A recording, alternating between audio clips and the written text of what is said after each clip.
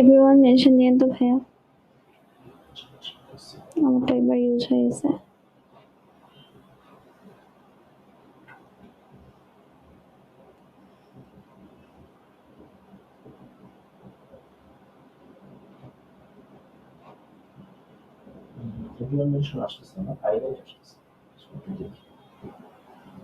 ইয়া notification থেকে গেলে হয়তো আসা হচ্ছে।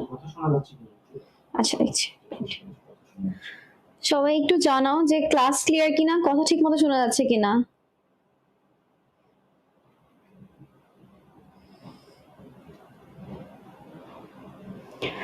কথা ঠিক মতো শোনা যাচ্ছে কিনা একটু জানাও।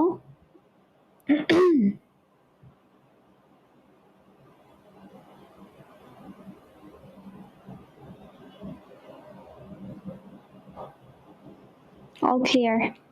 ওয়ালাইকুম আসসালাম। আজকে তোমাদের সাথে আমার প্রথম বায়োলজি ক্লাস। তোমাদের 3টা চ্যাপ্টার ক্লাস আমি নিব। তোমরা অনেকে কমেন্ট করছিল যে বায়োলজি ক্লাস হাফিজ ভাই নেন, আপনি কেন নিচ্ছেন?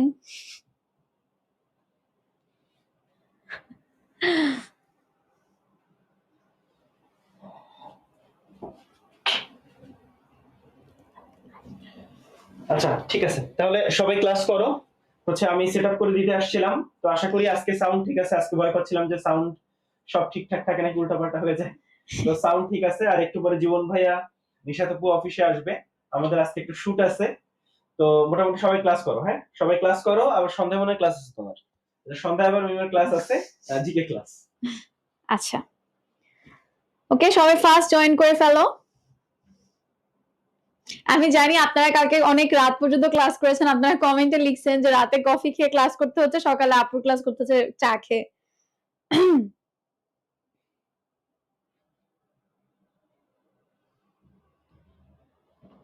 ওকে,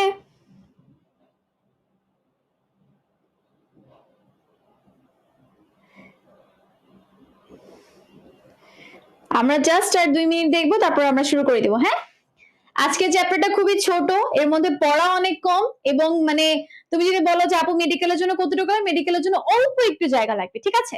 আমরা একটু বুঝে বুঝে আগাবো। আমি আশা করি এই চ্যাপ্টার যখন আমি প্রথমে পড়ছিলাম, আমার কাছে মনে হচ্ছে ভাই এত আজের একটা চ্যাপ্টার দেওয়ার কি দরকার ছিল, কিন্তু আমার বাড়ি আমি যেবার মেডিকেল ভর্তি পরীক্ষা দিই সেই বাড়ি এখান থেকে একটা প্রশ্ন আসে, এবং তোমরা খুব কমনলি জানো টপিক ট্যাক্সেস থেকে, ওই বাড়ি আমাদের বাড়ি থেকে প্রশ্ন আসে, ঠিক আছে?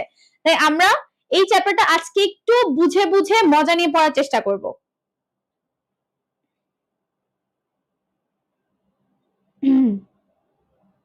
ওয়ালাইকুম আসসালাম।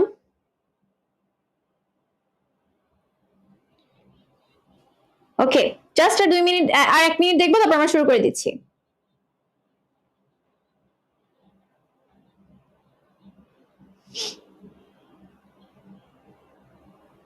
ঠিক আছে,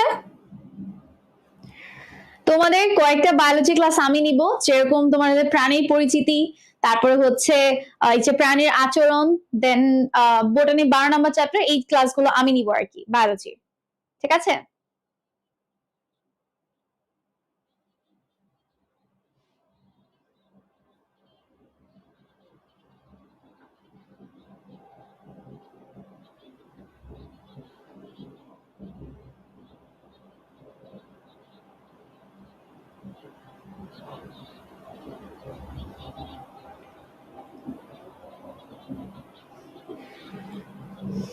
আচ্ছা মাশাআল্লাহ, এত সকালবেলা আপনারা 200 জন ক্লাসে আছেন। I am honoured.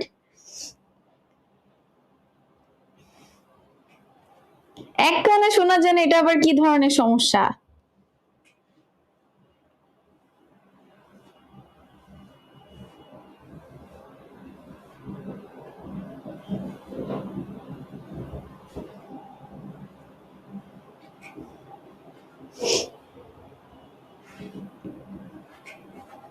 ঠিক আছে, আচ্ছা দেখো, আমরা চ্যাপ্টারটা শুরু করে দিই। ফার্স্টে আসে আমাদের প্রাণীর আচরণ, তাই না? তাহলে প্রাণীর আচরণ মানে কি? এই যে তোমরা আমরা বিভিন্ন প্রাণীরা যে আচরণগুলো করে, সেটা হচ্ছে আমরা প্রাণীর আচরণের মধ্যে আলোচনা করা হয়। এখন জীববিজ্ঞানের যেই শাখায় আমরা প্রাণীর আচরণ নিয়ে আলোচনা করি, দেখো আচরণ, আচরণ ওয়ার্ডটা এসেছে ইথিক্স থেকে, তাই না?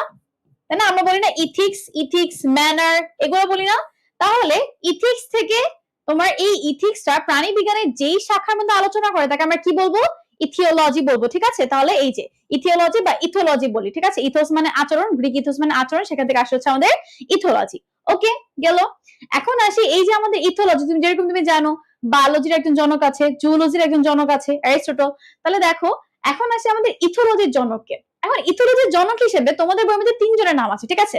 একটা কার্ল ফ্রম ফ্রিস, একটা হচ্ছে কনরাড লরেন্স, আরেকজন হচ্ছে তোমার নিকোলাস স্টিনবার্জেন। এখন প্রশ্ন আসে যে এটা একটা অনুশীলনের প্রশ্ন, তোমাদের যখন অনুশীলনী ক্লাস আপলোড করবে তখন বলে দিব যে প্রশ্ন আসে আমাদের ইথোলজির জনককে। এখন তুমি জানো তিনজনের নাম, ঠিক আছে।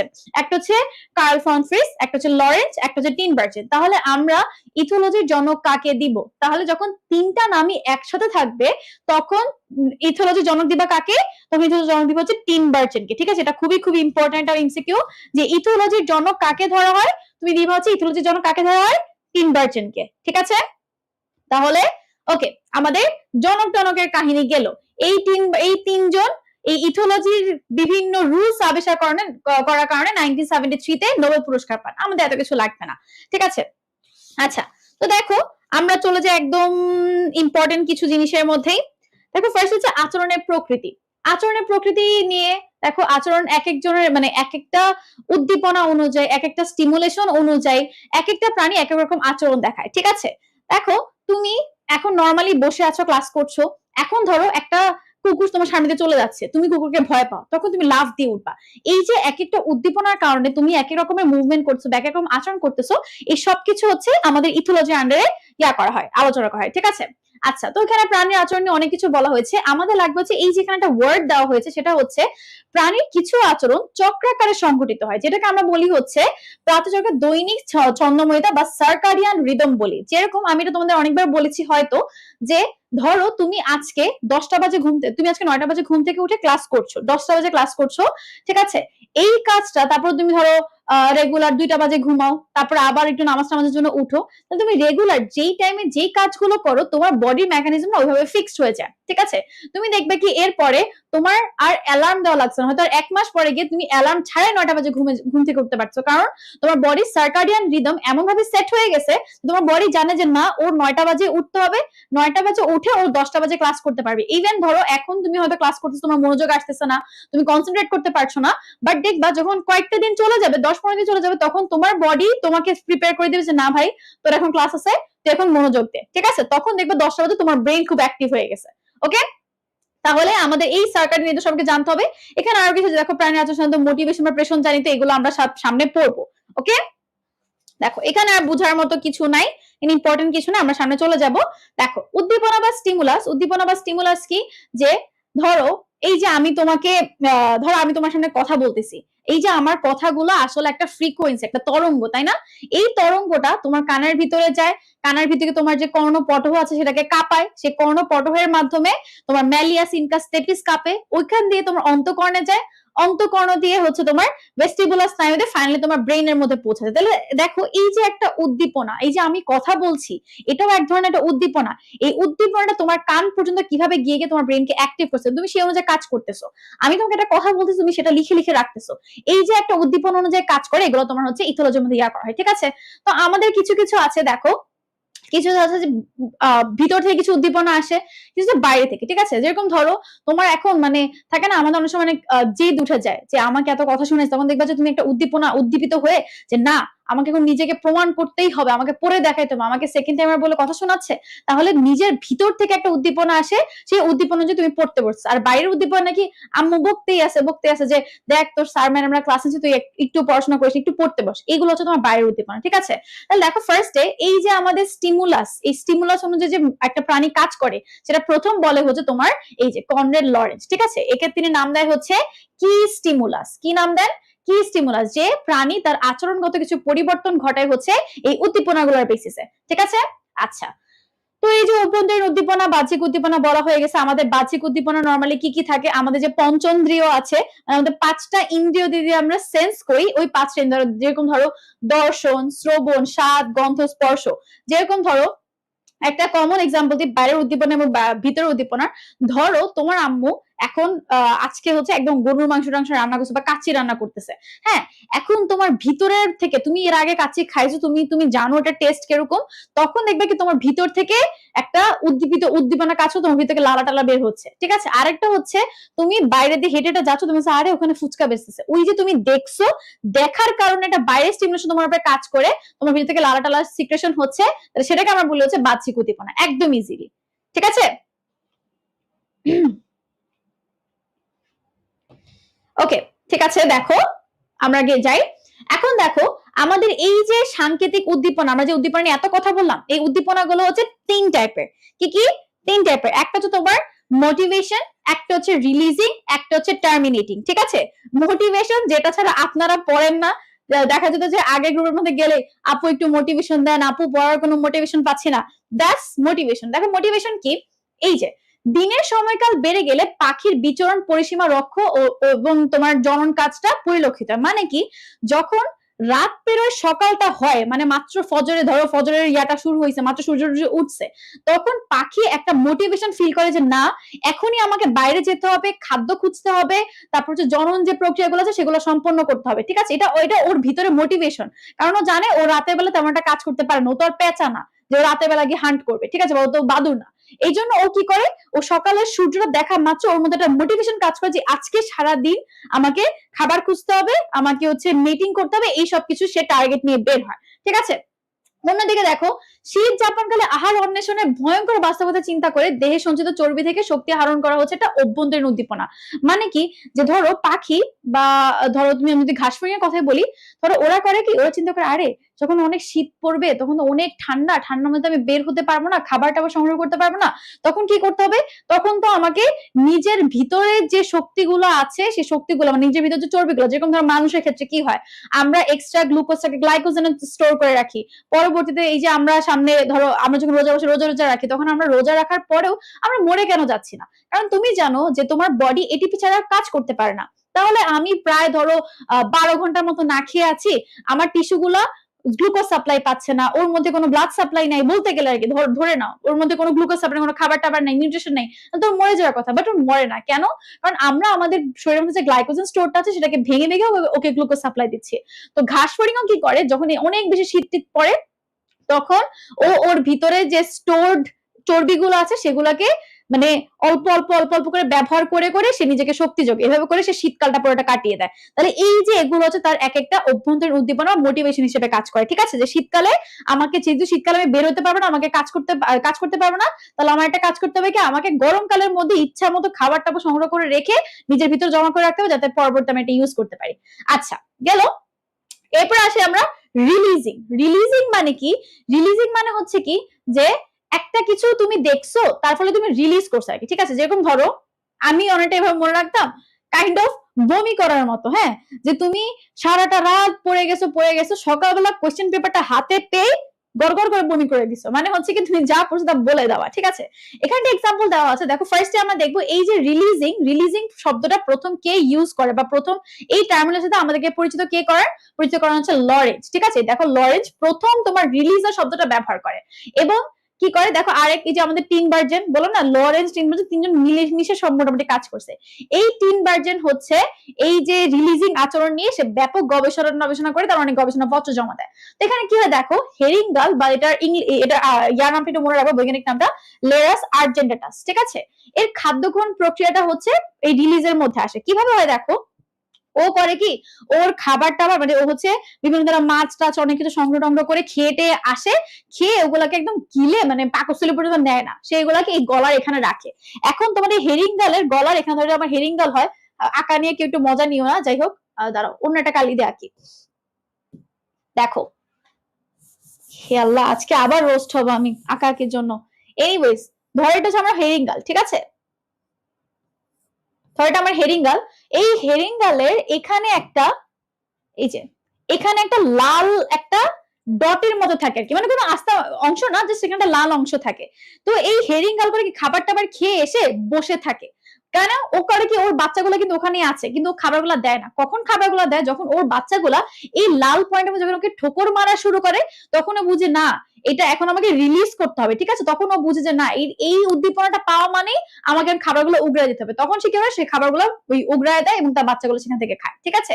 তাহলে এই যে এই লাল পয়েন্টের মধ্যে ঠুকটানোটা হচ্ছে তার ক্ষেত্রে একটা রিলিজিং উদ্দীপনা। সে এটা দেখে বুঝে যে না, এখন আমাকে খাবারটা বের করে দিতে হবে, বুঝছো? আচ্ছা, এখানে ওইটাই দিছে, ঠিক আছে, আমরা আশা করি বুঝছি।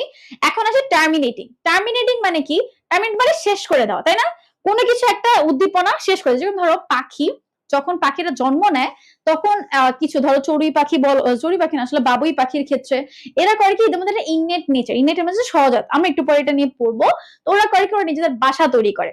এখন বাসা কতক্ষণ তৈরি করে? ধরো তোমাকে আমি বলছি যে তুমি 10 ঘন্টা, তোমাকে আমি বলছি যে বাবা এই চ্যাপ্টারটা শেষ কর, এই চ্যাপ্টারটা তোকে আমি 10 ঘন্টা সময় তুই একটু শেষ কর। তুমি করবা কি? তুমি হচ্ছে 2-3 ঘন্টা কাজ পড়ার পর উফ ভালো লাগতেছে না, ঘুমায় যায়, ঠিক আছে? তোমার মধ্যে ওই টার্মিনেটিং উদ্দীপনাটা নাই, কিন্তু পাখির মধ্যে আছে। ও করে কি, ও যতক্ষণ না পর্যন্ত ওর বাসাটা বানানো তৈরি হচ্ছে ততক্ষণ পর্যন্ত সে বাসা বানাইতেই থাকে, বানাইতেই থাকে, বানাইতে থাকে। যখন বাসাটা মোটামুটি প্রিপেয়ার হয়ে যায়, সে যখন বাইরে থেকে দেখে যে না আমার বাসাটা তৈরি হয়ে গেছে, তখন তার মধ্যে টার্মিনেটিং উদ্দীপনা কাজ করে যে না, এখন আমাকে আমার কাজটা শেষ করে দেবে, কারণ ওর কাজটা শেষ। তাহলে এই টার্মিনেটিং উদ্দীপনাটা আপনাদের খুবই দরকার, বুঝছেন? তাহলে আপনাদের ক্ষেত্রে 3টা উদ্দীপনা খুবই দরকার। ফার্স্টে আসে মোটিভেশন, আপনাকে চান্স পাইতে হবে, এই মোটিভেশন নিয়ে আপনাকে পড়তে হবে। দেন আসে হচ্ছে আপনার রিলিজিং উদ্দীপনা, যে আপনি যা পড়তেছেন, এই যে ক্লাস করতেছেন, নিজে পড়তেছেন, নিজে বাসায় প্র্যাকটিস করতেছেন, এগুলো যাতে আপনার ডেইলি এক্সাম আপনি উগরাইতে পারেন, সেটা আপনার রিলিজিং উদ্দীপনা। দ্যাটস টার্মিনেটিং উদ্দীপনা। হোয়াট ইজ টার্মিনেটিং উদ্দীপনা? বুঝাই ফেলছি যে একটা টার্গেট নাও যে আমি এত ঘন্টার মধ্যে এই চ্যাপ্টারটা শেষ করব, এন্ড যতক্ষণ পর্যন্ত এটা টার্মিনেট না হচ্ছে কিপ ওয়ার্কিং অন দ্যাট, ঠিক আছে? ছাইরা দিও না, পাখির মতন হও, পাখির মতন ডেডিকেটেড হও। যতক্ষণ পর্যন্ত সে দেখে যে তার বাসাটা তৈরি হচ্ছে না, সে কাজ করতে থাকে। যতক্ষণ পর্যন্ত আপনার চ্যাপ্টার শেষ না হচ্ছে, টার্মিনেটিং উদ্দীপনাটা না আসতেছে, আপনার দরকার নেই পড়ানো শেষ করে, ঠিক আছে? আচ্ছা, ওকে, তাহলে বুঝলাম আমরা একটু। এখন হচ্ছে আচরণ বংশগতির মধ্যে কিছু সম্পর্ক দিছে, মানে মেইনলি হচ্ছে কি যে আচরণ বংশগতি কি, ধরো তোমাকে আমি বলি যে তুমি কার মতো হয়েছো, কার মতো হয়েছো বলতে তুমি তোমার বাবার মতো হয়েছো না তোমার মার মতো হয়েছো, ঠিক আছে? এখন এই জিনিসগুলো আসে কিভাবে? ডিএনএ এর মাধ্যমে, ক্রোমোজোমের মাধ্যমে, ঠিক আছে? যে আমার বাবার কিছু বৈশিষ্ট্য আমার মধ্যে চলে আসে, আমার মায়ের কিছু বৈশিষ্ট্য আমার মধ্যে চলে আসছে। অ্যাজ ইন ধরো আমার স্কিন কালার আমার মার থেকে আসছে, বাট আমার টেম্পার আমার বাবার থেকে আসছে, বা অনেক কিছু দেখা যায় যে ধরো কথাবার্তা স্টাইল বাবার থেকে চলে আসছে। তো এই যে এটাই হচ্ছে মানুষের আচরণগুলা বংশগতির সাথে একদম ওতপ্রোতভাবে জড়িত। একদম সবগুলা না, মানুষ অনেক অভিযোজনক্ষম একটা প্রাণী, সে নিত্যদিন নতুন নতুন করে আচরণগুলো অ্যাডাপ্ট করে, বাট স্টিল আমাদের মধ্যে আমাদের অনেক ইননেট নেচার আমাদের বাপ মা থেকে আসে, ঠিক আছে? এরপরে বাকি নেচার গুলা, ধরো আমি পুরোপুরি আমার বাপ মার মতো না, কেন? কারণ আমি ধরো এই যে এত বছর ধরে পরিবেশে, বিভিন্ন পরিবেশে মিশছি, বিভিন্ন মানুষের সাথে মিশছি, তার সাথে আমি নিজেকে অ্যাডাপ্ট করেছি যে এভাবে কথা বলতে হয়, এভাবে মিশতে হয়, এভাবে সিচুয়েশন হ্যান্ডেল করতে হয়। এই কারণে দেখা যায় যে আমাদের মধ্যে অনেক ধরনের ব্যতিক্রম মানে আছে, আচরণ আছে, বাট স্টিল আমাদের মধ্যে আমাদের কিছু সহজাত আচরণ আছে আর কি। ওইটাই বুঝাইছে এখানে, এত বেশি ইম্পর্টেন্ট না, ঠিক আছে? তারপরে হচ্ছে এখানে তোমাকে আরেকটা জিনিস হচ্ছে, দেখো ফার্স্টে আসে আমাদের এই যে জিনগুলা, এই জিনগুলা হচ্ছে তোমার শিক্ষা, স্মৃতি, জ্ঞানের এক অস্থায়ী তথ্য ভান্ডার হিসেবে কাজ করে, ঠিক আছে? আচ্ছা, আর অন্যদিকে কিছু কিছু যেটা তোমাকে বললাম, কিছু আমরা অভিজ্ঞতার আলোকে করি। যেরকম ধরো আমার বাপ মা আমাকে পেট থেকে মানে আম্মু মায়ের পেট থেকে শিখায় আসে না যে তোমাকে অ্যাডমিশন টেস্ট দিতে হবে বা তোমাকে এইভাবে করে পড়াশোনা করতে হবে, ঠিক আছে? সে হয়তো আমাকে ওই পেটে রাখা অবস্থায় কিছু জিনিস আম্মুর থেকে আসে, আম্মু যেভাবে পড়াশোনা করছে আর কি সেটা, বাট পরবর্তীতে বিভিন্ন অভিজ্ঞতার আলোকে আমি দেখছি আচ্ছা ঠিক আছে, তাহলে অ্যাডমিশন টেস্টের জন্য এইভাবে পড়তে হয়, এইচএস এর জন্য এইভাবে পড়তে হয়। দেন আমি সেগুলোর সাথে নিজেকে অ্যাডাপ্ট করে করে নিজেকে চেঞ্জ করেছি, ঠিক আছে? আচ্ছা, তাহলে দেখো এই যে 1960 সালে প্রাণীর 1960 সালের আগে প্রাণীর আচরণ নিয়ে বিজ্ঞানীরা 2 ভাগে ভাগ ছিলেন। তারা মনে করতো যে প্রাণীর আচরণ 2 টাইপের হয়, একটা হচ্ছে ইউরোপিয়ান টাইপ, একটা হচ্ছে আমেরিকান টাইপ। ওটা 1960 এর আগে, তখন পর্যন্ত এই ইথোলজির মতন একটা বিষয় নিয়ে বিজ্ঞানীর এত বেশি মাথা ব্যথা ছিল না। এরপরে দেখো এটা হচ্ছে চেঞ্জ হয়ে যায়। তারা হচ্ছে প্রাণীর, যে বিজ্ঞানী লরেন্স, সে হচ্ছে প্রাণীর আচরণকে 2টা ক্যাটাগরি ভুক্ত করে, একটা হচ্ছে অর্জিত, একটা হচ্ছে সহজাত। সহজাত মানে কি, যেটা তুমি তোমার বাপ মার থেকে বংশগতি সূত্রে পাচ্ছ, ঠিক আছে? যেমন আমি যদি বলি, এক মিনিট, আমি যদি বলি আমার অ্যাঙ্গার ইস্যুস আমার বাপের থেকে, ঠিক আছে? কিন্তু অর্জিত মানে কি, এই যে আমি তোমার সাথে হাসি টাসি দিয়ে কথা বলতেছি, তোমার সাথে ভালো বিহেভ করতেছি, এগুলো আমার নিজের অর্জন করা, ঠিক আছে? তাহলে এগুলো হচ্ছে আমার অর্জিত বৈশিষ্ট্য। আচ্ছা, তো দেখো, সহজাত আচরণে আমরা সামনে আরো পড়াশোনা করবো, তাই একটু দেখে রাখি। দেখো, সহজাত আচরণ প্রকাশ ঘটে কোনো প্রাক চিন্তা ভাবনা ছাড়াই, ঠিক আছে?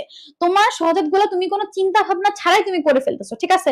যেগুলো তোমার কাছে মনে হচ্ছে কি, ধরো ধরো আমাদের মাঝে কিছু বাচ্চারা থাকে, দেখবা যে মানে ওরা একটা মেহমান আসছে, মেহমান আসার সাথে তাকে খুব ডিস্টার্ব করছে, মানে তার সাথে খুব কথা বলা শুরু করছে। তো সে এই কাজটা করার আগে, বা ধরো কি বলবো, একটা পাখির উদাহরণ দিয়ে বলি। দেখো, পাখি সে মাত্র জন্ম নিয়েছে, তাকে তার মা শিখায় দেয়নি যে এই তুই জন্ম নিছিস, তোকে একটা বাসা বানাতে হবে, তাকে এটা কেউ শিখায় দেয়নি। সে জন্ম নেওয়ার পর থেকে তার ভিতরে একটা জিনিস কাজ করতেছে, আমাকে বাসা বানাতে হবে, আমাকে একটা কোনো মতো একটা থাকার একটা অবস্থান তৈরি করতে হবে, এটা তাকে কেউ শিখিয়ে দেয়নি। এটা তার মায়ের থেকে, ওই যে জিনের মাধ্যমে, বা তার বাবা থেকে তার জিনের মাধ্যমে তার মধ্যে চলে আসছে যে আমি জন্ম নেওয়ার পরে আমার নিজের একটা বাসস্থান তৈরি করতে হবে, ঠিক আছে? আচ্ছা, তো এটা হচ্ছে আমার সহজাত আচরণ। কিন্তু ধরো এখন অনেক ঝড়, আজকে খুব জোরে বৃষ্টি নামছে, অনেক ঝড় হয়েছে, এই ঝড়ের সাথে কিভাবে টিকিয়ে থাকতে হয়? ঝড়ের সময় পাখি নিজের বাসায় থাকতে পারবে না, তাকে উড়ে অন্য একটা জায়গায় যেতে হবে। তাহলে এই যে অভিজ্ঞতার আলোকে একটা জিনিস অর্জন করা, সেটা হচ্ছে আমার অর্জিত বৈশিষ্ট্য। আশা করি ক্লিয়ার, ঠিক আছে? তাহলে দেখো, এই যে সহজাত আচরণে কিন্তু আমার কোনো প্রাক চিন্তা ভাবনা করা লাগতেছে না, যে আমি যখন ওই যে কিছু জিনিস খুব রেগে যাচ্ছি, তখন আমি চিন্তা ভাবনাই করতেছি না, মানে এটা তো আমার ভিতরের জিনিসই, যে এই কথাটা বললে আমি রেগে যাব, তখন আমার কোনো চিন্তা ভাবনা আসছে না, আমি একদম হুটহাট করে রিয়াক্ট করতেছি। জিনিস হচ্ছে এরকম, ঠিক আছে? যেরকম দেখো, অন্ধকার ঘরে ঘরে হঠাৎ আলো জ্বালালে তেলাপোকা যে দ্রুত অন্ধকার দিকে দৌড় দেয়, এটা কিন্তু ওর কিন্তু এমন না যে লাইটে পড়লে তুমি ওরে দেখবা, একটা জুতা ছুঁড়ে মারবা, ও মরে যাবে, ওর মধ্যে কিন্তু এই জিনিসটা কাজ করে না। ওর মধ্যে কাজ করে হচ্ছে আমি অন্ধকারে থাকবো, আমাকে মানুষের এক্সপোজারে আসা যাবে না, ঠিক আছে?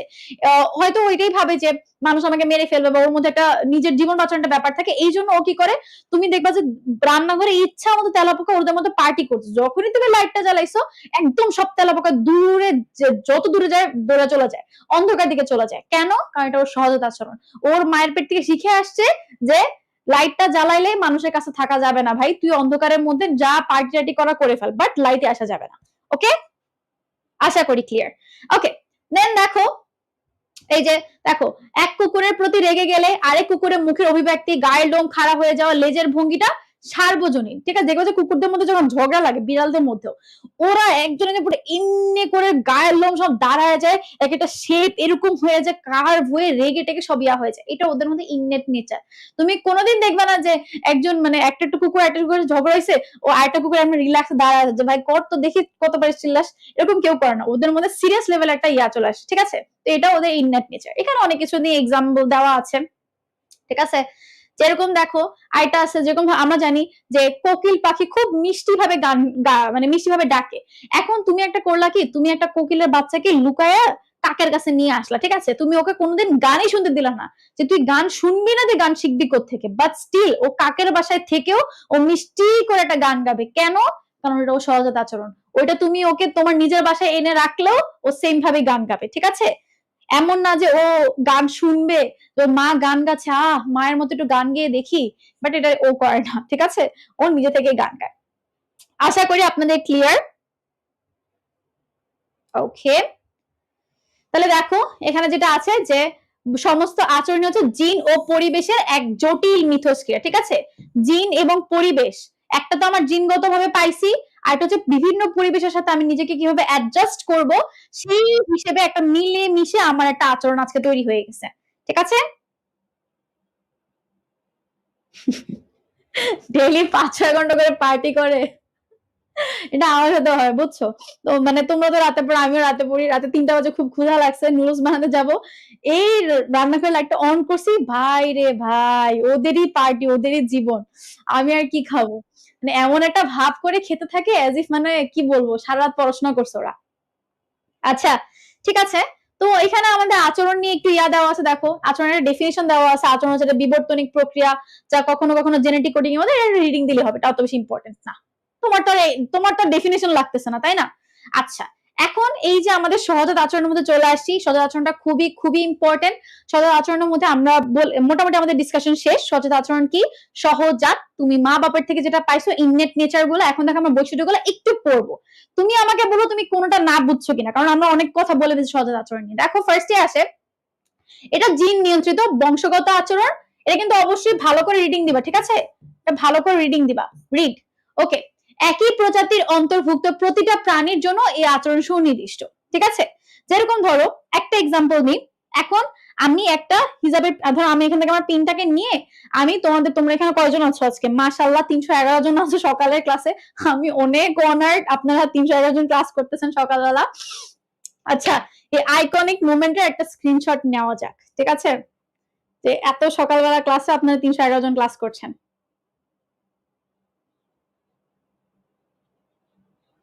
আচ্ছা আচ্ছা দেখো, এখন ধরো আমি একটা হিজাব পিন নিয়ে তোমাদের 311 জনকে একটা করে পিন করে পিঞ্চ করলাম। ঠিক আছে, এরকম করে পিঞ্চ করলাম। তো এমন কি হবে, কেউ বলবে কি যে আপু ভালোই তো লাগছে, আরেকটা দেন তো, এরকম তো কেউ বলবে না। সবাই করে চিৎকার করবে যে না না আর দিয়েন না। বা ধরো আমি একটা মোমবাতি নিয়ে সবার হাতে হাতে যে আগুনের শেক দিতে যাচ্ছি, তখন তুমি কি বলবা যে ভালোই তো লাগছে, দেন না আরেকটা, এরকম তো কেউ বলবা না, তাই না? তোমরা কি বলবা যে আপু আর দিয়েন না আর দিয়েন না, বা তোমরা দূরে সরে যাবা, একটা ছিটকে সরে যাবা, হাতটা সরাই ফেলবা। তো এইগুলো তো তোমার ইননেট নেচার, বুঝছো?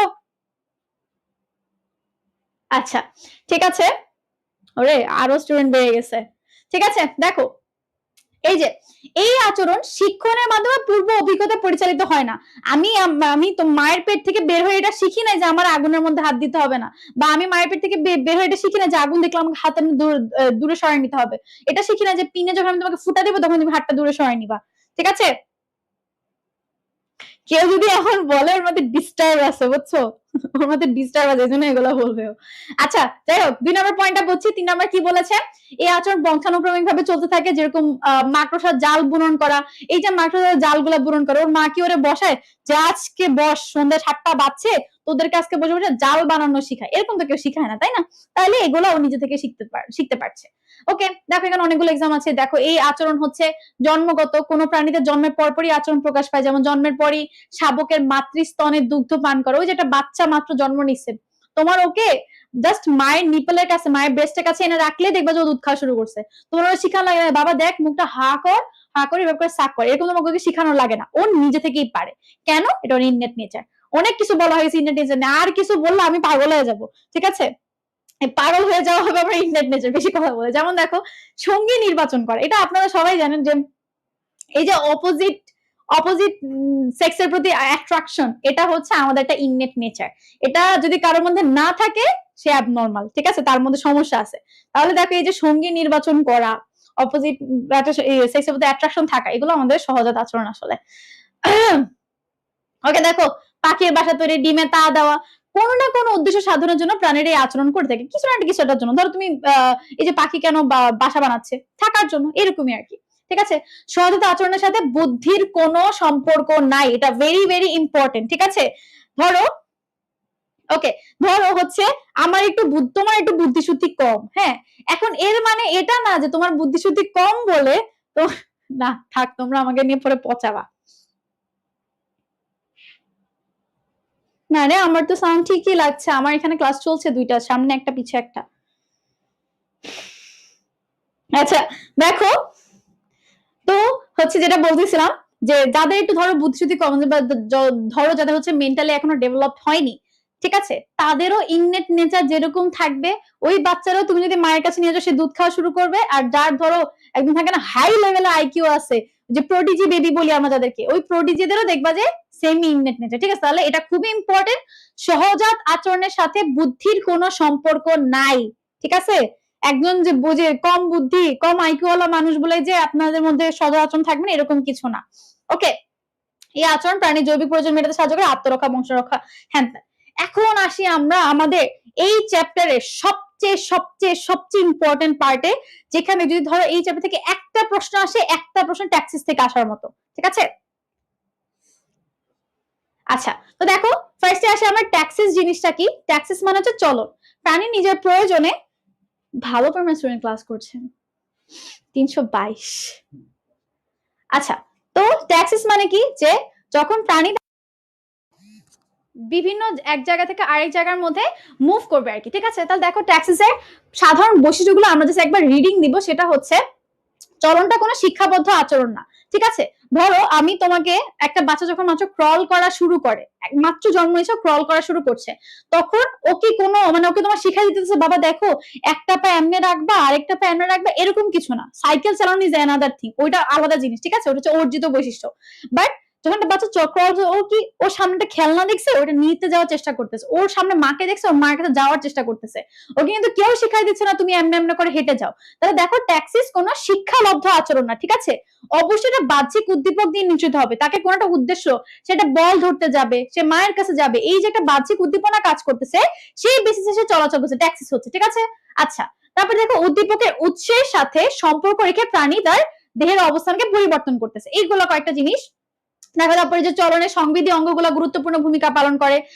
ধরো তোমার হচ্ছে তুমি একটা জিনিস দেখতেছো, দর্শন সেটা গুরুত্বপূর্ণ ভূমিকা পালন করে, তুমি শুনতেছো যাচ্ছে, ঠিক আছে, এই সাউন্ডটা ওখান থেকে হচ্ছে, তাহলে তোমাকে হেঁটে ওখানে যাওয়া লাগবে। আচ্ছা, দেন হচ্ছে দেখো যেহেতু শিক্ষালব্ধ আচরণ না, সেহেতু এটা জীবের আচরণে রূপান্তরিত হতে পারে না। এমন না যে ধরো কোনো একটা জিনিস চেঞ্জ হয়ে গেল, তুমি হাঁটা চলা বন্ধ করে, তুমি হচ্ছে ওই যে হাঁটা বন্ধ করে দিলে, এখানে সেখানে যাওয়া বন্ধ করে দিলে, এরকম কিছু না।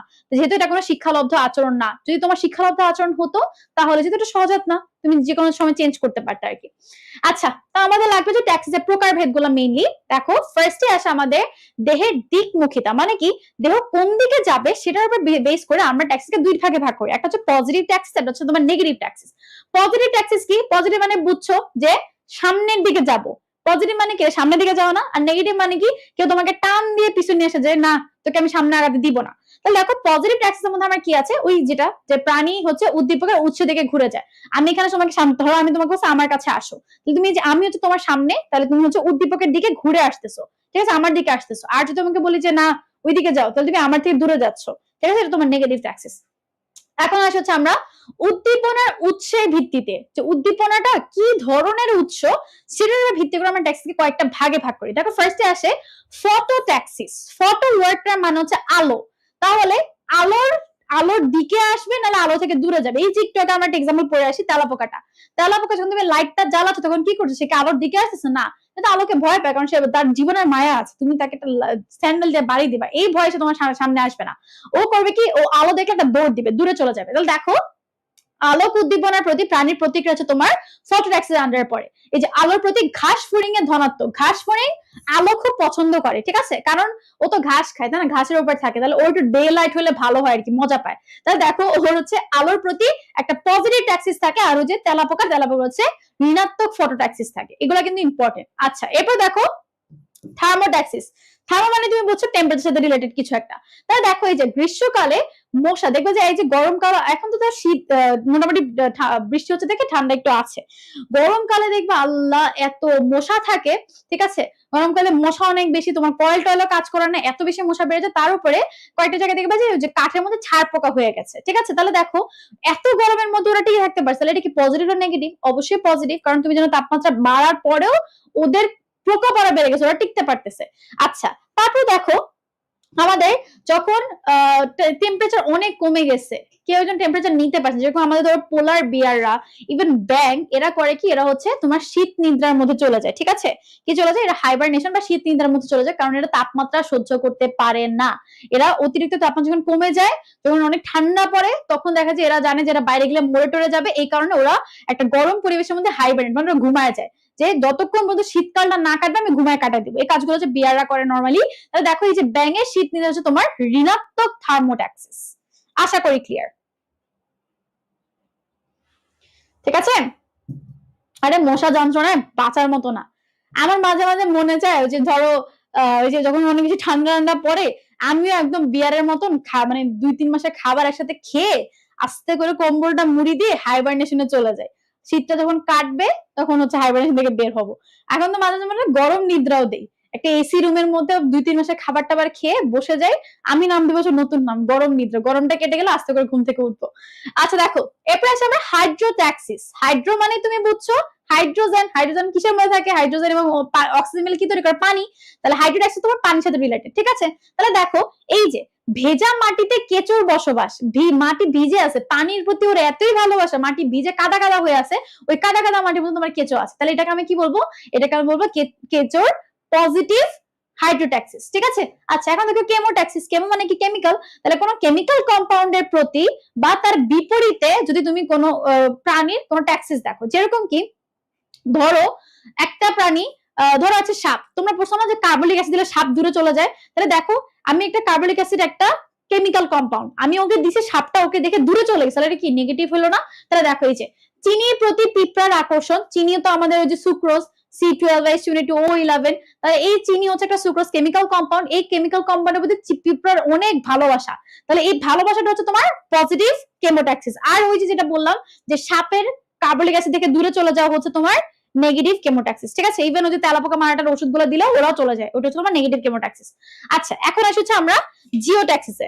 আচ্ছা জিওট্যাক্সিস জিনিসটা কি? জিও, জিও মানে হচ্ছে তোমার জিওগ্রাফি, ঠিক আছে, এই ওয়ার্ড থেকে আসে জিওগ্রাফি। জিও মানে হচ্ছে পৃথিবী, ঠিক আছে, জিও মানে হচ্ছে পৃথিবী। তাহলে তোমাকে পৃথিবী কোন বলে টানতেছে রে? পৃথিবী তো তোমাকে টানতেছে হচ্ছে অভিকর্ষ বল বা অভিকর্ষ, আর বা ওইটা আরেকটা নাম হচ্ছে মাধ্যাকর্ষণ বল, ঠিক আছে। পৃথিবী তোমাকে মাধ্যাকর্ষণ বল বা অভিকর্ষ বলে টানতেছে। এখন দেখো এই যে মাধ্যাকর্ষণ বলের প্রতি সারা, যেরকম আমি যখন সিঁড়ি দিয়ে উপরে উঠতেছি, আমার সিঁড়ি দিয়ে উপরে উঠাটা কি আমার পৃথিবীর অভিকর্ষ ত্বরণের এগেইনস্টে যাওয়া না? অভিকর্ষ ত্বরণ তোমাকে কি করছে? ও চায় সবসময় তুমি নিচে নামো, ও সবসময় তোমার ডাউনফল চায়, ও চায় তুমি একদম নিচে পড়ে যাও, ঠিক আছে। ও আমাদের অভিকর্ষ আমাদের ডাউনফল চায়, কিন্তু আমরা করছি কি ওর ডাউনফলটা না মেনে আমি ওর বিপরীতে সিঁড়ি দিয়ে উপরে উঠতেছি। এই যে আমি উপরে উঠতেছি এটা আমার কি হয়ে গেছে?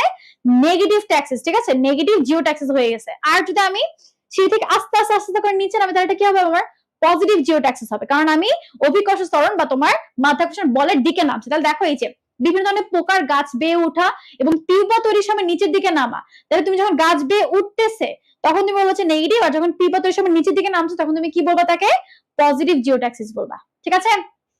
এখন আসে থিগমোট্যাক্সিস। থিগমো ওয়ার্ডটা মানে হচ্ছে টাচ, ঠিক আছে। আমি তোমাকে এই যে এখানে আমি ধরো আমি স্পর্শ করলাম, আমি এখানে এটাকে আমি বলবো হচ্ছে স্পর্শ ইয়া হচ্ছে থিগমো, ঠিক আছে। তাহলে দেখো তুমি একটা জিনিস ধরো হচ্ছে যে লজ্জাপতি পাতা, লজ্জাপতি লতা দেখছো অনেকে, লজ্জাপতি লতাকে তুমি যদি এরকম করে ধরো ও একদম চুপসায়া এরকম হয়ে যাবে, ঠিক আছে। এই জন্য অনেক মেয়েকে হচ্ছে লজ্জাপতি লতার সাথে কম্পেয়ার করা হয়। যাই হোক, তো এই যে আমাদের লজ্জাপতি লতাকে তুমি স্পর্শ করার কারণে ও একদম চুপসায় এরকম ফুঞ্চিত হয়ে গেছে, সেটাকে আমি কি বলতেছি? সেটাকে আমি বলবো নেগেটিভ, ঠিক আছে। এই দেখো চলাচলের সময় তেলাপোকা তার অ্যান্টেনার মাধ্যমে ক্ষতিকর কোনো কিছু সংস্পর্শে, ও দুটো অ্যান্টেনা নিয়ে এমনি এমনি করে ঘুরতেছে ঘুরতেছে ঘুরতেছে, যখনই ও দেখে যে সামনে একটা মানুষ আছে বা ওর অপছন্দের কোনো ধরো যে একটা তেলাপোকা আমার ওষুধ পাইছে, তখনই সে কি করে? সে এমন জোরে একটা দৌড় দেয় যে ভাই আমি তোর আর আশেপাশে নাই। তো এই যে ও ওর অ্যান্টেনা দিয়ে একটা নেগেটিভ কিছুকে স্পর্শ করলো, স্পর্শ পেলো, স্পর্শ পেয়ে দৌড় দিল, তাহলে তাকে আমরা কি বলবো? এই যে ঋণাত্মক হয়ে গেল থিগমোট্যাক্সিস, ঠিক আছে। আর যদি কোনো কিছু স্পর্শ পেয়ে মনে হয় যে যে কাছে এসো, তাহলে হবে তোমার কি হবে? পজিটিভ থিগমোট্যাক্সিস হবে, বুঝছো। এখন এর কোনো এক্সাম্পল দেওয়া নাই, আজমল স্যার অনেক ভদ্র মানুষ। হ্যাঁ, উপরে উঠা হচ্ছে তোমার ঋণাত্মক, নিচে নামা হচ্ছে ধনাত্মক। আচ্ছা দেখো রিওট্যাক্সিস, আমার আমার নামের নতুন বিড়াল নিয়েছে, তোমরা দেখছো হয়তো, আমার বিড়ালের নাম হচ্ছে রিও। যাই হোক দেখো এখন রিও, আমার রিও বহুত ট্যাক্সিস দেখায়, ও বহুত বান্দর। যাই হোক দেখো রিওট্যাক্সিস, রিও মানে হচ্ছে তোমার প্রবাহমান পানির যে স্রোতটা সেটাকে আমরা বলেছি রিও, ঠিক আছে। প্রবাহমান পানি স্রোতকে আমরা বলি হচ্ছে রিও। এখন দেখো এই যে প্রবাহমান পানির প্রতি যেই স্রোতটা আমরা মানে যেই সারাটা প্রাণী দেখা তাকে আমরা বলেছি রিওট্যাক্সিস। সেটা কি? দেখো মাছের পোনার স্রোতমুখী চলন ধনাত্মক রিওট্যাক্সিস, এবং প্রজনন ঋতুতে ইলিশ মাছ কি করে? উজানে এসে ডিম পারে, মানে হচ্ছে কি মাছের যখন ডিমটা ফুটে উঠে গেছে একদম পোনা লেভেল আছে, ধানি পোনা, রেণু পোনা, তোমরা সবাই এগুলো পড়ছো, তো যখন পোনা লেভেলে থাকে পোনাগুলা কি করে? পোনাগুলা পানির স্রোত যেদিকে যায় এত স্রোতের মধ্যে পোনাগুলা ভেসে যায়, কারণ ওদের হচ্ছে যত বেশি স্রোত থাকবে ওরা যেন সেখানে অক্সিজেন সাপ্লাই বেশি, ও মাত্র জন্ম নিচ্ছে আর কি, ওর বেশি বেশি করে অক্সিজেন লাগবে, এই জন্য ও কি করে? ও স্রোতের সাথে গিয়ে চলা শুরু করে। তাহলে এই যে বিভিন্ন পোনার স্রোতমুখী চলনকে আমরা বলছি পজিটিভ রিওট্যাক্সিস। আর ইলিশ মাছ কি করে? ইলিশ মাছ যখন হচ্ছে ওর প্রজনন সময় আসে, ও আস্তে করে যেখানে পানিটা নিয়ে কম উজানের দিকে এসে ওর ডিমগুলা পেরে যায়, কারণ ও জানে যদি আমি ডিমগুলা স্রোতের মাঝখানে পারি তখন কি হবে? স্রোতের সাথে তোমার ডিমগুলা ভেসে চলে যাবে, এই জন্য ও কি করে? উজানের মধ্যে একটু শুকনো জায়গায় দেখে ডিমগুলা পেরে যায়, এটাকে আমি বলেছি ঋণাত্মক রিওট্যাক্সিস, ঠিক আছে। আচ্ছা আচ্ছা এরপর দেখো তোমার গ্যালভানোট্যাক্সিস। আমরা সবাই গ্যালভানোমিটার দেখছি, তাই না? গ্যালভানোমিটার মধ্যে দুইটা দুইটা পাত্র থাকে, তার মধ্যে হচ্ছে একটা পজিটিভ নেগেটিভ অনেক কিছু থাকে। তো তুমি মনে রাখবা গ্যালভানোমিটারের মধ্যে পজিটিভ নেগেটিভ কম। ও আচ্ছা দেখো, এখন দেখো গ্যালভানোট্যাক্সিস কি, গ্যালভানোমিটারে তুমি কি করো, বিদ্যুৎ প্রবাহ মাপি আমরা যে ওটার মধ্যে কতটুকু কারেন্ট পাস করতেছে, তাহলে গ্যালভানোট্যাক্সিস কি করবে, বিদ্যুৎ প্রবাহের প্রতি সারা। ঠিক আছে, তাহলে দেখো জলাধারে বিদ্যুৎ প্রবাহ চালনায় অ্যামিবার অ্যানোড থেকে ক্যাথোডের দিকে গমন হচ্ছে তোমার ঋণাত্মক গ্যালভানোট্যাক্সিস। কারণ তুমি জানো গ্যালভানোমিটার কি করে, গ্যালভানোমিটার ইলেকট্রন যায় হচ্ছে নেগেটিভ থেকে পজিটিভের দিকে। এটাই তোমার গ্যালভানোমিটার এবং তড়িৎ বিশ্লেষ্য কোষের মধ্যে বেসিক ডিফারেন্স। তড়িৎ বিশ্লেষ্য কোষে যায় হচ্ছে তোমার পজিটিভ থেকে নেগেটিভের দিকে, আর তোমার গ্যালভানোমিটার ক্ষেত্রে যায় হচ্ছে নেগেটিভ থেকে পজিটিভের দিকে। ঠিক আছে, তাহলে দেখো তুমি যদি একটা জলাধারের মধ্যে মানে হচ্ছে একটা পুকুরের মধ্যে ধরো তুমি যদি বিদ্যুৎ প্রবাহ করো, তাহলে অ্যামিবা পজিটিভ, দেখো অ্যামিবা হচ্ছে পজিটিভ থেকে নেগেটিভের দিকে যাচ্ছে। যদি নেগেটিভ থেকে পজিটিভ যাচ্ছে তাহলে তোমার কি হইতো, পজিটিভ গ্যালভানোট্যাক্সিস, বাট সে যাচ্ছে হচ্ছে পজিটিভ থেকে নেগেটিভের দিকে, এই জন্য তোমার হচ্ছে এখানে ঋণাত্মক গ্যালভানোট্যাক্সিস হয়েছে। আশা করি আপনারা বুঝেছেন যে জিনিসটা, যেটা আমি আমার সময় বুঝতাম না। আমি ভাবতাম কি রে ভাই, ওর তো পজিটিভ হওয়ার কথা, নেগেটিভ কেন হইলো, বাট পরে গিয়ে আমার মাথার মধ্যে জ্বলছে আর কি। যাই হোক, দেখো এরপরে সনোট্যাক্সিস বা ফোনোট্যাক্সিস। সনো বা ফোনো, সনো মানে হচ্ছে যে মানে আলট্রাসোনোগ্রাফি। সনো মানে হচ্ছে সাউন্ড। ঠিক আছে, 20 হার্টজের বেশি সাউন্ডে আমি তোমার আলট্রাসোনোগ্রাফি করতেছি। তাহলে এই সনো মানে সাউন্ড, তাহলে দেখো যে শব্দের প্রতি প্রাণীর প্রতিক্রিয়া হচ্ছে তোমার এই সনোট্যাক্সিস। ওকে, উদাহরণ কি, পানিতে কোনো কিছু শব্দ হলে মাছ ধনাত্মক এবং কিছু মাছ ঋণাত্মক। মানে পানির মধ্যে শব্দ হয়েছে, কিছু মাছ ভাবে কি ওখানে খাবার আছে, সে দৌড় দিয়ে আসে, আর কিছু ভাবে কি আরে পানির মধ্যে শব্দ, সে হচ্ছে দেখবে যেরকম ধরো গোল্ড ফিশ, তুমি যদি তোমার বাসায় অ্যাকোরিয়াম থাকে দেখবা পানির মধ্যে হাত দিয়ে দেখো, দেখবা ওর মাছগুলো সব দূরে দূরে সরে গেছে, ও ভাবছে তুমি ওকে মারতে আসছো এরকম কিছু একটা, বা ওর জন্য ভয়ঙ্কর কিছু। আচ্ছা দেখো অ্যানিমোট্যাক্সিস, অ্যানিমো ওয়ার্ডটার মানে হচ্ছে এয়ার, অ্যানিমো ওয়ার্ডটা মানে কি এয়ার, বায়ু। ঠিক আছে, তাহলে দেখো বায়ু প্রবাহের প্রতি প্রাণীর সারাকে আমরা বলি হচ্ছে অ্যানিমোট্যাক্সিস। ঠিক আছে, দেখো যে বায়ু প্রবাহের অনুকূলে এবং প্রতিকূলে, কিছু কিছু পাখি দেখা যায় বায়ু প্রবাহ যেদিকে হচ্ছে ও ওদিকে উড়ে উড়ে যাচ্ছে, তারা উঠতে কম কষ্ট হচ্ছে। আর কিছু পাখি ভাবে কি না ভাই আমি যদি বায়ু প্রবাহের দিকে যাই এত জোরে বায়ু হবে, পরে দেখা যায় আমার পাখা টাকা ভেঙে গেছে, এই জন্য সে বায়ু প্রবাহ বিপরীত দিকে যায়। এক্সাম্পল দেওয়া নাই যে এত প্যারা খাওয়ার কিছু নেই। আচ্ছা দেখো স্টেরিওট্যাক্সিস, স্টেরো বা স্টেরিও এই ওয়ার্ডটা মানে হচ্ছে তোমার তল। ঠিক আছে, ওয়ার্ডটা মানে কি তল। তাহলে দেখো মসৃণ ও সমতলের প্রতি প্রাণীর সারাকে আমরা বলি হচ্ছে স্টেরিওট্যাক্সিস। কি দেখো দেয়ালে, আচ্ছা দেখো দেয়ালে টিকটিকি, এই যে কই গেল, দেয়াল টিকটিকি দেয়ালে চলাচল আমরা বলি ধনাত্মক, এবং বন টিকটিকি বন বাজারে ঘুরে বেড়ানোকে আমরা বলি হচ্ছে ঋণাত্মক স্টেরিওট্যাক্সিস। মানে কি দেখো মসৃণ তলে সমতল তলের মধ্যে দেয়াল টিকটিকি সুন্দর করে করে করে করে বেয়ে উঠতেছে, কারণ বলছে ধনাত্মক। আর একটা হচ্ছে বন টিকটিকি, ও হচ্ছে রাফ জায়গার মধ্যে একবার এখানে লাফ দেয় একবার ওখানে লাফ দিয়ে এরকম করে সে এখানে সেখানে যাওয়া আসা করে, তো সেটাকে আমরা কি বলতেছি ঋণাত্মক স্টেরিওট্যাক্সিস। এখন দেখো সাপেক্ষ ট্যাক্সিস এত বেশি ইম্পর্টেন্ট না, যে যখন কোনো প্রাণী একই সময় একটার বেশি ট্যাক্সিস প্রদর্শন করে তখন আমরা তাকে বলি সাপেক্ষ। যেরকম দেখো কিছু প্রজাতির ডিম পাড়ার জন্য বিশেষ উদ্ভিদের গন্ধ এবং সবুজ পাতার দিকে গমন করে, মানে সে দুইটা জিনিস করতেছে একসাথে। একই হচ্ছে সে ঘুরতেছে কোনো ভালো স্মেল পাই কিনা, তাহলে আমি ওখানে গিয়ে হচ্ছে ডিম পারবো। আর একটা সে ঘুরছে কি সবুজ উদ্ভিদ, তাহলে দুইটা ক্রাইটেরিয়া, একটা সবুজ উদ্ভিদ, এটা হচ্ছে তোমার ডিম পাড়া, অত বেশি ইম্পর্টেন্ট না। এখন এখানে আরেকটা ট্যাক্সিসের নাম লিখে রাখো, এই যে আমি এখানে লিখে দিচ্ছি, তোমার লিখে রাখো, এখানে বইয়ের মধ্যে লিখে রাখো একটা এক্সট্রা ট্যাক্সিসের নাম অ্যারোট্যাক্সিস। অ্যারোট্যাক্সিস, ঠিক আছে, অ্যারোট্যাক্সিস এটা হচ্ছে তোমার অক্সিজেনের ঘনত্বের পার্থক্যের জন্য। কোনো এক্সাম্পল নাই, জেনে রাখো, কারণ তোমার দেখা যাবে কি এক্সাম্পল থেকে না এসেও চলে আসছে হচ্ছে তোমার যে সংজ্ঞাগুলো থেকে আর কি।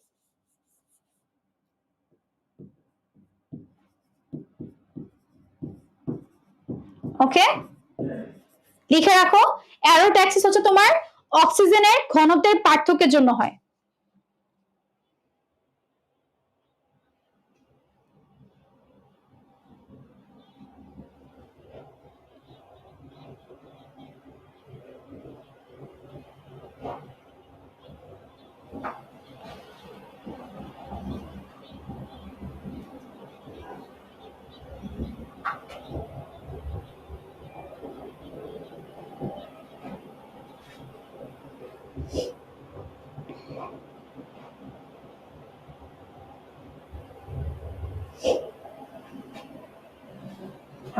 ঠিক আছে, ওকে দেখো আমাদের ট্যাক্সিসের কাহিনী শেষ হলো।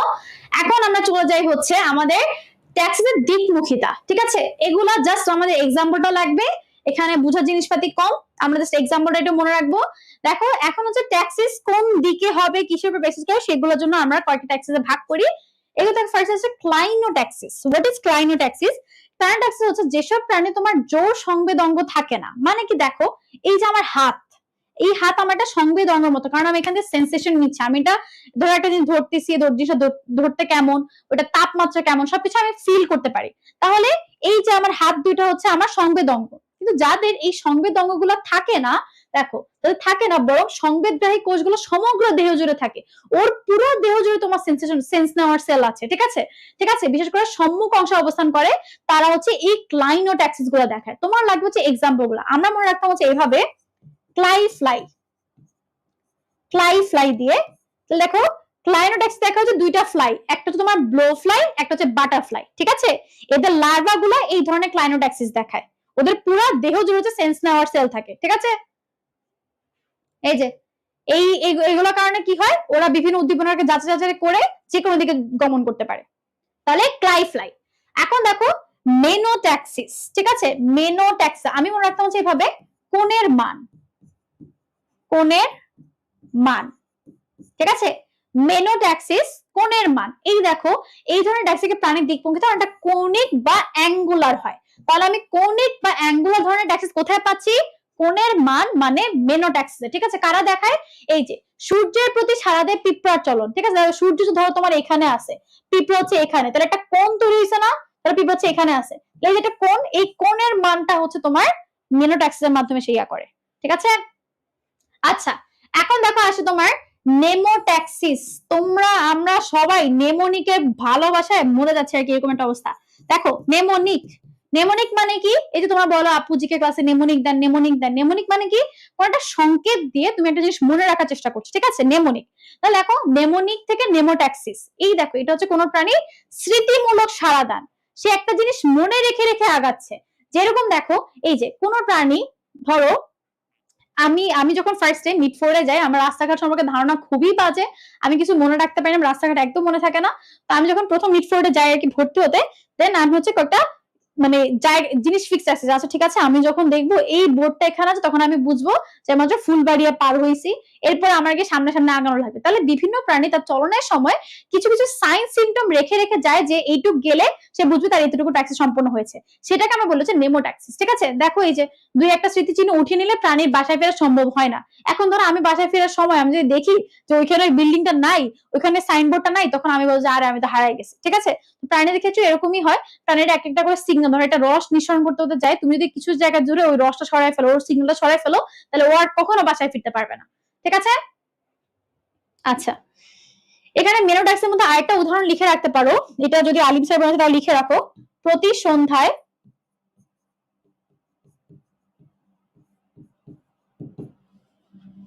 পাখির বাড়ি ফেরা, লিখে রাখো এটা, প্রতি সন্ধ্যায় পাখির বাড়ি ফেরা, এটা তোমার মেনোট্যাক্সের মধ্যে পড়ে। সরি নেমোট্যাক্সের মধ্যে, এই যে নেমোট্যাক্সের মধ্যে পড়ে, প্রতি সন্ধ্যায় কোনো পাখির বাড়ি ফেরা হচ্ছে নেমোট্যাক্সের মধ্যে পড়ে, ঠিক আছে? ওকে এখন দেখো টেলোট্যাক্সিস কি? এই যে আমরা পড়ছিলাম ক্লাইনোট্যাক্সিস, ওদের কোনো জোর সংবেদ অঙ্গ নেই, ওদের পুরো দেহ জুড়ে তোমার হচ্ছে সংবেদ গ্রন্থিগুলো থাকে আর কি। এখন দেখো টেলোট্যাক্সিস কি? এটা শক্তিশালী উদ্দীপকের কারণ হচ্ছে কি ওদের জোর সংবেদ অঙ্গ থাকে, ঠিক আছে? যেরকম দেখো একটা মৌমাছি যখন আহারের খোঁজে চাক থেকে বের হয়ে, তখন একদিকে থাকে তার সূর্য, অন্যদিকে থাকে ফুল, দুইটা উদ্দীপক থাকে, ঠিক আছে? তাহলে সে বুঝে থাকে যতক্ষণ মতো সূর্য এখানে আছে, আমাকে বিভিন্ন ফুলে ফুলে ফুলে ফুলে গিয়ে গিয়ে আমাকে মধু আহরণ করতে হবে, তাহলে এটা হচ্ছে তার টেলোট্যাক্সিস। আচ্ছা এখানে জাস্ট তোমার এক্সাম্পলটা আসবে যে মৌমাছির মধু আহরণ করা কোন ট্যাক্সিসের মধ্যে পড়ে, কোন ট্যাক্সির মধ্যে পড়ে? টেলোট্যাক্সিস। আচ্ছা এখন হচ্ছে ট্রোপোট্যাক্সিস, দেখো আমরা এটা একটু মুছি এখান থেকে। ট্রোপোট্যাক্সিস জিনিসটা কি? যে এটা হচ্ছে দুই পদার্থিক সংবেদগ্রাহী অঙ্গে একটা উদ্দীপকের উদ্দীপনা যদি একই সাথে কাজ করে, ঠিক আছে? যেরকম আচ্ছা যেরকম হচ্ছে কি, ধরো আমি তোমাকে একই সাথে তোমাকে এই যে কথা বলতেছি, তুমি একই সাথে শুনছো একই সাথে শুনতেছো, একই সাথে লিখতেছো, তাহলে দেখো একটা অঙ্গের উপরে একই সাথে তোমার একাধিক উদ্দীপনা কাজ করছে এবং তুমি একাধিক কাজের সাথে করতেছো। এটাকে আমি বলতেছি হচ্ছে তোমার ট্রোপোট্যাক্সের মধ্যে। যদিও মানুষের উদাহরণ দেওয়া হয়নি এখানে, এখানে দেওয়া হচ্ছে যে কার মধ্যে পাওয়া যায়, এটা খুবই খুবই ইম্পর্টেন্ট। মাছের যে উকুন, এই উকুনের মধ্যে তুমি হচ্ছে ট্রোপোট্যাক্সিস দেখতে পারো, ঠিক আছে, ফিশ লাভসের মধ্যে। এটা খুবই ইম্পর্টেন্ট, মাছের ট্যাক্সের মধ্যে, মাছের উকুনের মধ্যে কোন ট্যাক্সিস দেখা যায়। তাহলে আমাদের ট্যাক্সিস সমাচার শেষ হলো। ট্যাক্সিসটা খুবই খুবই গুরুত্বপূর্ণ, মানে যেটা তুমি যদি কিছু না পড়তে চাও অ্যাটলিস্ট এই ট্যাক্সিস গুলো পড়ে যাবা, ঠিক আছে। আচ্ছা, এখন দেখো আমরা আসি প্রতিবর্ত ক্রিয়ায়। প্রতিবর্ত ক্রিয়াটা কি? প্রতিবর্ত ক্রিয়াটা হচ্ছে যেটা আমার সেন্ট্রাল নার্ভাস সিস্টেম, আমার নার্ভাস সিস্টেম কন্ট্রোল করে না। আমাদের হচ্ছে সেলের নার্ভাস সিস্টেমে দুইটা ভাগ থাকে, ঠিক আছে। মানে আমাদের নার্ভাস সিস্টেমে দুইটা ভাগ, একটা হচ্ছে সেন্ট্রাল নার্ভাস সিস্টেম আর হচ্ছে পেরিফেরাল নার্ভাস সিস্টেম, ঠিক আছে। পেরিফেরাল নার্ভাস সিস্টেমের মধ্যে হচ্ছে আমার ক্রেনিয়াল নার্ভ গুলো আছে, স্পাইনাল নার্ভ গুলো আছে, আর সেন্ট্রাল নার্ভাস সিস্টেমের মধ্যে দুইটা অংশ আছে, একটা হচ্ছে ব্রেইন, একটা হচ্ছে স্পাইনাল কর্ড। তোমার আমার ম্যাক্সিমাম কাজগুলো কন্ট্রোল করে হচ্ছে ব্রেইন কন্ট্রোলার, ঠিক আছে। কিন্তু কিছু কিছু ইমিডিয়েট রিয়াকশন গুলা সেগুলা আমার স্পাইনাল কর্ড নিয়ন্ত্রণ করে। ওয়াই? কারণ তোমার ব্রেইন পর্যন্ত একটা সিগন্যাল যাওয়া, ব্রেইন সেটাকে প্রসেস করে কাজ করা, এটাতে না কিছু পরিমাণ সময় লাগে। মাঝে মাঝে সময়টাকে আমরা অ্যাফোর্ড করতে পারি না। এই যে আমি তোমাকে কথাগুলো বলতেছি, এই কথাগুলো যে তোমাকে একটু আগে বললাম কিভাবে প্রসেস হয়ে তোমার কান পর্যন্ত যায়, ভেস্টিবুলো ককলিয়ার নার্ভ হয়ে তোমার ব্রেইনে যাচ্ছে, ব্রেইনের সেন্টারকে ব্রেইনকে উদ্দীপনা দেয়, তখন কি তোমার ব্রেইন শুনতে পারে আর কি, তোমার ব্রেইন বুঝতে পারে আমি তোমাকে কি কি বলছি। তো এই কাজটার মধ্যে তাও কিছু পরিমাণ সময় লাগে। কিন্তু ধরো এখন যেটা বলছিলাম, আমি একটা আগুন নিয়ে তোমাদের হাতের মধ্যে দিচ্ছি, তোমার আগুনটা যখন দিব, ধরো আগুনটা ফার্স্টে আমার স্কিনের এখানে যে ইয়াগুলো আছে সংবেদগ্রাহী অঙ্গ থেকে যাবে, সেখান থেকে হচ্ছে তোমার মোটর স্নায়ু হয়ে, ফার্স্ট তোমার সেন্সরি স্নায়ু হয়ে হচ্ছে তোমার ব্রেইন পর্যন্ত যাওয়ার জন্য মোটর স্নায়ু লাগবে, ব্রেইনে যাবে, ব্রেইন বলবে আচ্ছা এই ভাই তোর হাত চলে যাবে, ব্রেইন তারপর একটা পাল্টা সিগন্যাল পাঠাবে, সেটা আবার এখানে আসবে। এই পর্যায়ে হতে না মোটামুটি ধরো তুমি ধরে নাও 30-40 সেকেন্ড লেগে গেছে, ততক্ষণে তোমার হাত পুরা শুরু হয়ে যাবে। উই কান্ট অ্যাফোর্ড দ্যাট, ঠিক আছে। হিউম্যান মেকানিজম এভাবে কাজ করে না। এই জন্য আমরা কি করি, আমরা না, আল্লাহ আমাদের এইভাবে তৈরি করে দিয়েছে যে স্পাইনাল কর্ড নিয়ন্ত্রণ করে দিচ্ছে। স্পাইনাল কর্ড বলে কি, যখনই তুমি কোনো একটা কিছু ব্যথাদায়ক বা কোনো একটা কিছু এই যে ধরো ব্যথা দিচ্ছে, এরকম কিছুতে হাত পড়ে গেছে বা কিছুটা হয়ে গেছে, তখন আমরা দ্রুত সেখান থেকে হাতটা সরিয়ে নিই। ধরো ওই যে সুই ঢুকে গেছে, আগুন লাগতেছে, পানিতে পড়ে গেছে, তখন যে ইমিডিয়েট রিঅ্যাকশন গুলো হয় সেগুলো আমাদের ব্রেইন আর কন্ট্রোল করে, সেগুলো কন্ট্রোল করে কে? Spinal cord. তাহলে প্রতিবর্ত ক্রিয়া কি? যেই ক্রিয়াগুলো বা আমাদের যেই সংবেদগুলো ব্রেইন কর্তৃক বা তোমার মস্তিষ্ক কর্তৃক নিয়ন্ত্রিত না হয়ে নিয়ন্ত্রিত হয় হচ্ছে স্পাইনাল কর্ড দিয়ে, সেগুলোকে আমরা বলছি প্রতিবর্ত ক্রিয়া, ঠিক আছে। এই দেখো, কোন কোন উদ্দীপকের প্রভাবে মস্তিষ্কের নির্দেশ ছাড়া, এটা খুবই গুরুত্বপূর্ণ, ব্রেইন কোন কন্ট্রোল দেয় না, স্বতঃস্ফূর্ত নিজে নিজেই হচ্ছে, স্বতঃস্ফূর্ত পেশি বা কোনো অঙ্গে অনৈচ্ছিক প্রতিক্রিয়া, তাকে আমরা বলেছি প্রতিবর্ত ক্রিয়া, ঠিক আছে। এখন দেখো প্রতিবর্ত ক্রিয়ার কিছু বৈশিষ্ট্য দিচ্ছে, এগুলো এত বেশি ইম্পর্টেন্ট না, একবার করে রিডিং দিবা, এগুলো তোমার বুঝার মতনই। দেখো এই যে সাধারণত অধিকাংশ প্রতিবর্ত ক্রিয়া সরল প্রকৃতির হয়, একটা উদ্দীপকের কারণে প্রতিক্রিয়া ঘটতে পারে, এই ক্রিয়াটা অনৈচ্ছিক, অটোমেটিক হচ্ছে, দেন হচ্ছে ইননেট থাকে, এগুলা, ঠিক আছে। প্রতিবর্তী ক্রিয়া খুব দ্রুত বা স্বল্প সময়ের মধ্যে সম্পন্ন হয়, এগুলো তোমার বোঝার মতো, মাত্র তোমাকে বলা হয়ে গেছে এগুলা। আচ্ছা, ওকে। এখন দেখো প্রতিবর্তী চক্রটা কি, দেখো আমাকে চক্রটা একটু দেখে আসি। চক্রটা মেইনলি হচ্ছে কি, আগে আমরা ছবিটা দেখবো তাহলে তুমি বুঝবা। দেখো ফার্স্টে এই যে দেখো আমার একটা গ্রাহক অঙ্গ থাকবে, যদিও এগুলো আসলে বাংলা টার্মগুলো একটু খুবই কঠিন, যাই হোক আমরা পড়ি হচ্ছে আমাদের একটা রিসেপ্টর অর্গান থাকবে। মানে কি, এই দেখো আমার এই যে আগুনটা লাগছে, এই যে আগুনটা লাগছে, এই আগুনটা গ্রহণ করবে তো কোন একটা অর্গান, তাই না? তো এখানে আমার আগুনটা গ্রহণ করছে ত্বক, সাপোজ এই যে ত্বকের মাধ্যমে, ত্বকের মধ্যে যে সেন্সরি সেলগুলো আছে সেগুলো আমার আগুনটাকে গ্রহণ করতে, তাহলে আমার ত্বক হচ্ছে এখানে গ্রাহক অঙ্গ। এরপরে যেহেতু আমি সেন্স করছি, এখানে একটা সেন্সরি নার্ভ, ঠিক আছে, সেন্সরি নার্ভ নরমালি ডেনড্রাইট কি করে, ডেনড্রাইট এখান থেকে উদ্দীপনাটা গ্রহণ করে নিয়ে যায় এক্সনের কাছে, ঠিক আছে। তো মনে রাখবে একটা সেন্সরি নার্ভ নিল, এই যেটা সেন্সরি, চেস্টিও মানে হচ্ছে তোমার মোটর, আমরা পরে দেখবো এটা। এই দেখো একটা সেন্সরি নার্ভ, এই যে সংবেদী নিউরন, সেন্সরি, আপনারা অবশ্যই সামনে তো পড়বেনই ফুল সিলেবাসের চ্যাপ্টার, তখন আমাদের পড়বেন সেন্সরি নার্ভ, মানুষের 1, 2, 8 নাম্বার নার্ভ হচ্ছে সেন্সরি নার্ভ, এগুলো হাফিজ ভাই তোমাদেরকে পড়াই দিবে, ঠিক আছে। আমাদের অলফ্যাক্টরি নার্ভ, অডিটরি নার্ভ, তারপর হচ্ছে অপটিক নার্ভ, এগুলো হচ্ছে আমাদের সেন্সরি নার্ভ, এগুলো হচ্ছে উদ্দীপনা সংবেদী উদ্দীপনাগুলো গ্রহণ করে আর কি, ঠিক আছে। একটা সেন্সরি নার্ভ দিয়ে আমার উদ্দীপনাটা গেল, গিয়ে কি করবে, সে যাবে হচ্ছে এখানে একটা গ্যাংলিয়নের মতো থাকে। What is ganglia? গ্যাংলিয়া মানে হচ্ছে তোমার একটা এক্সন, একটা নিউরনের এক্সন আর একটা নিউরনের ডেনড্রন, এই সবকিছু মিলে একটা সিনাপস গঠন করে, ঠিক আছে।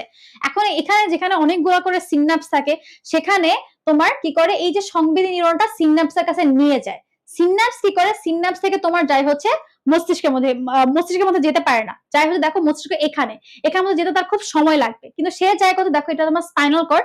স্পাইনাল কর্ড যখন হাফিজ ভাই পড়বে তখন আরো ভালো করে বুঝবা। দেখো স্পাইনাল কর্ডের ভিতরে থাকে হচ্ছে গ্রে ম্যাটার, বাইরে থাকে হচ্ছে হোয়াইট ম্যাটার। এই গ্রে ম্যাটারের মধ্যে যায়, গ্রে ম্যাটার মধ্যে কি, গ্রে ম্যাটার বলে কি ভাই তাড়াতাড়ি আপনি হাতটা সরাই ফেলেন, নাহলে তো সমস্যা হয়ে যাবে। তখন তোমার কি করে, এই সিনাপস বা তোমার হচ্ছে এখানে যে ইয়াটা থাকে সেখান থেকে আসে হচ্ছে মোটর নার্ভ হয়ে। মোটর নার্ভ মানে হচ্ছে তোমার বাংলা হচ্ছে চেস্টীয় নিউরন। মোটর নার্ভ হচ্ছে তোমার মাসেলের উপরে কাজ করে, সে হচ্ছে অ্যাকশন করতে হেল্প করে আর কি। তখন দেখো সেন্সরি নার্ভ দিয়ে আমার উদ্দীপনাটা গেল কোথায়, স্পাইনাল কর্ডে, সেখান থেকে মোটর নার্ভ হয়ে তোমার তোমার এই যে হাতের মধ্যে আসছে, হাতকে বলতেছে যে ভাই আপনি হাতটা সরাই ফেলেন, নাহলে আপনার হাত জ্বলে যাবে। তাহলে এই যে তোমার মোটর নার্ভের মাধ্যমে পরে আমরা হাতটাকে সরাই ফেলি।